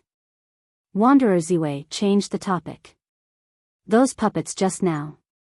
You were the one who took them, right? Yes, Mo Tiange answered honestly. She then asked cautiously, does senior want to take them back? Oh. It's hard for me without the puppets. How about this? You keep 4 puppets and take 2 with you. In exchange, I'll fix them and tell you how to control them. What do you think? Mo Tiange was overjoyed. Senior's words are worth 9 sacred tripods. Wanderer Ziwei humphed coldly. Why would I deceive a foundation-building junior like you? That's degrading. The more talented a person was, the more arrogant they were. Mo Tiange held back her words and took out the 6 stone sculptures one by one. Fortunately, she put them into her Qingquan bag right after she killed them. Otherwise, she wouldn't have been able to get such a bargain. Daoist Fangjing's eyes reddened when he heard their conversation. He gave up on the stone sculptures because they couldn't be used anymore after they were destroyed, so he could only exchange them for spirit stones. He didn't expect the master of this place would come out and put forward such a condition. If he had known earlier, how could he have given them up? These were puppets in the late stage of the foundation building realm. If he could control them, his strength would increase exponentially. No matter how he thought about it, he could only blame his bad luck. Alas. Senior. While the spiritual aura was fixing the puppets, Daoist Fangjing asked respectfully, may I ask Senior if we can take the treasures on the bewitching moonstone's passage outside? If you have the ability, you can take them yourself. Daoist Fangjing was silent. He said that because he hoped this senior would tell them the method to crack the bewitching moonstones, but the answer, don't even think about the things on that passage. Don't underestimate that passage. Those bewitching moonstones are also a formation. If you take those things, the formation will be activated immediately. At that time, the entire Immortal's Cave will turn into a killing formation. Spiritual aura rushed out of the stone sculpture puppet's ears. With several kacha sounds, several puppets stood up one by one. They held their swords in their hands, and their momentum immediately surged. After fixing the puppets, Wanderer Ziwei said, that's enough. They're not good things anyway, so why do you feel pity? Little girl, I'll teach you the method to control these puppets now. Right after she said that, Mo Tiange felt a sudden pain in her head again, and some things appeared in her mind. When Imo Yao Qing taught her the art of Sunu, it was also directly imprinted with her divine sense. However, she was only a mortal at that time. Now, she was a foundation-building cultivator and had specially cultivated her divine sense, but she still had no ability to resist the divine sense left by a nascent soul cultivator. The path of cultivation was still very far away for her. Since you're done asking, you can take your things and leave the valley. Senior, Mo Tinga hurriedly said, you haven't told us about your wife. Xuanji School has long been destroyed, and we don't know what happened back then. Where are we going to find your wife's corpse? I've already prepared this question for you, Wanderer Ziwei said lazily. Wanderer Ziwei said lazily, there's a compartment under the table with several jade slips inside. Each of you can take one of them, all the information is recorded inside. If you still can't find her after you have this, you can consider yourself out of luck. Alright, since we've said what we wanted to say, this venerated one should also rest. Once you've taken your things, use that jade slip to open the exit and leave. Remember, you must come back 200 years later. Right after he finished speaking, the bizarre spiritual aura in the stone room slowly dissipated. You're tuning in to the Romantic Tales YouTube channel. Don't forget to subscribe and join us on this journey to catch the most captivating stories.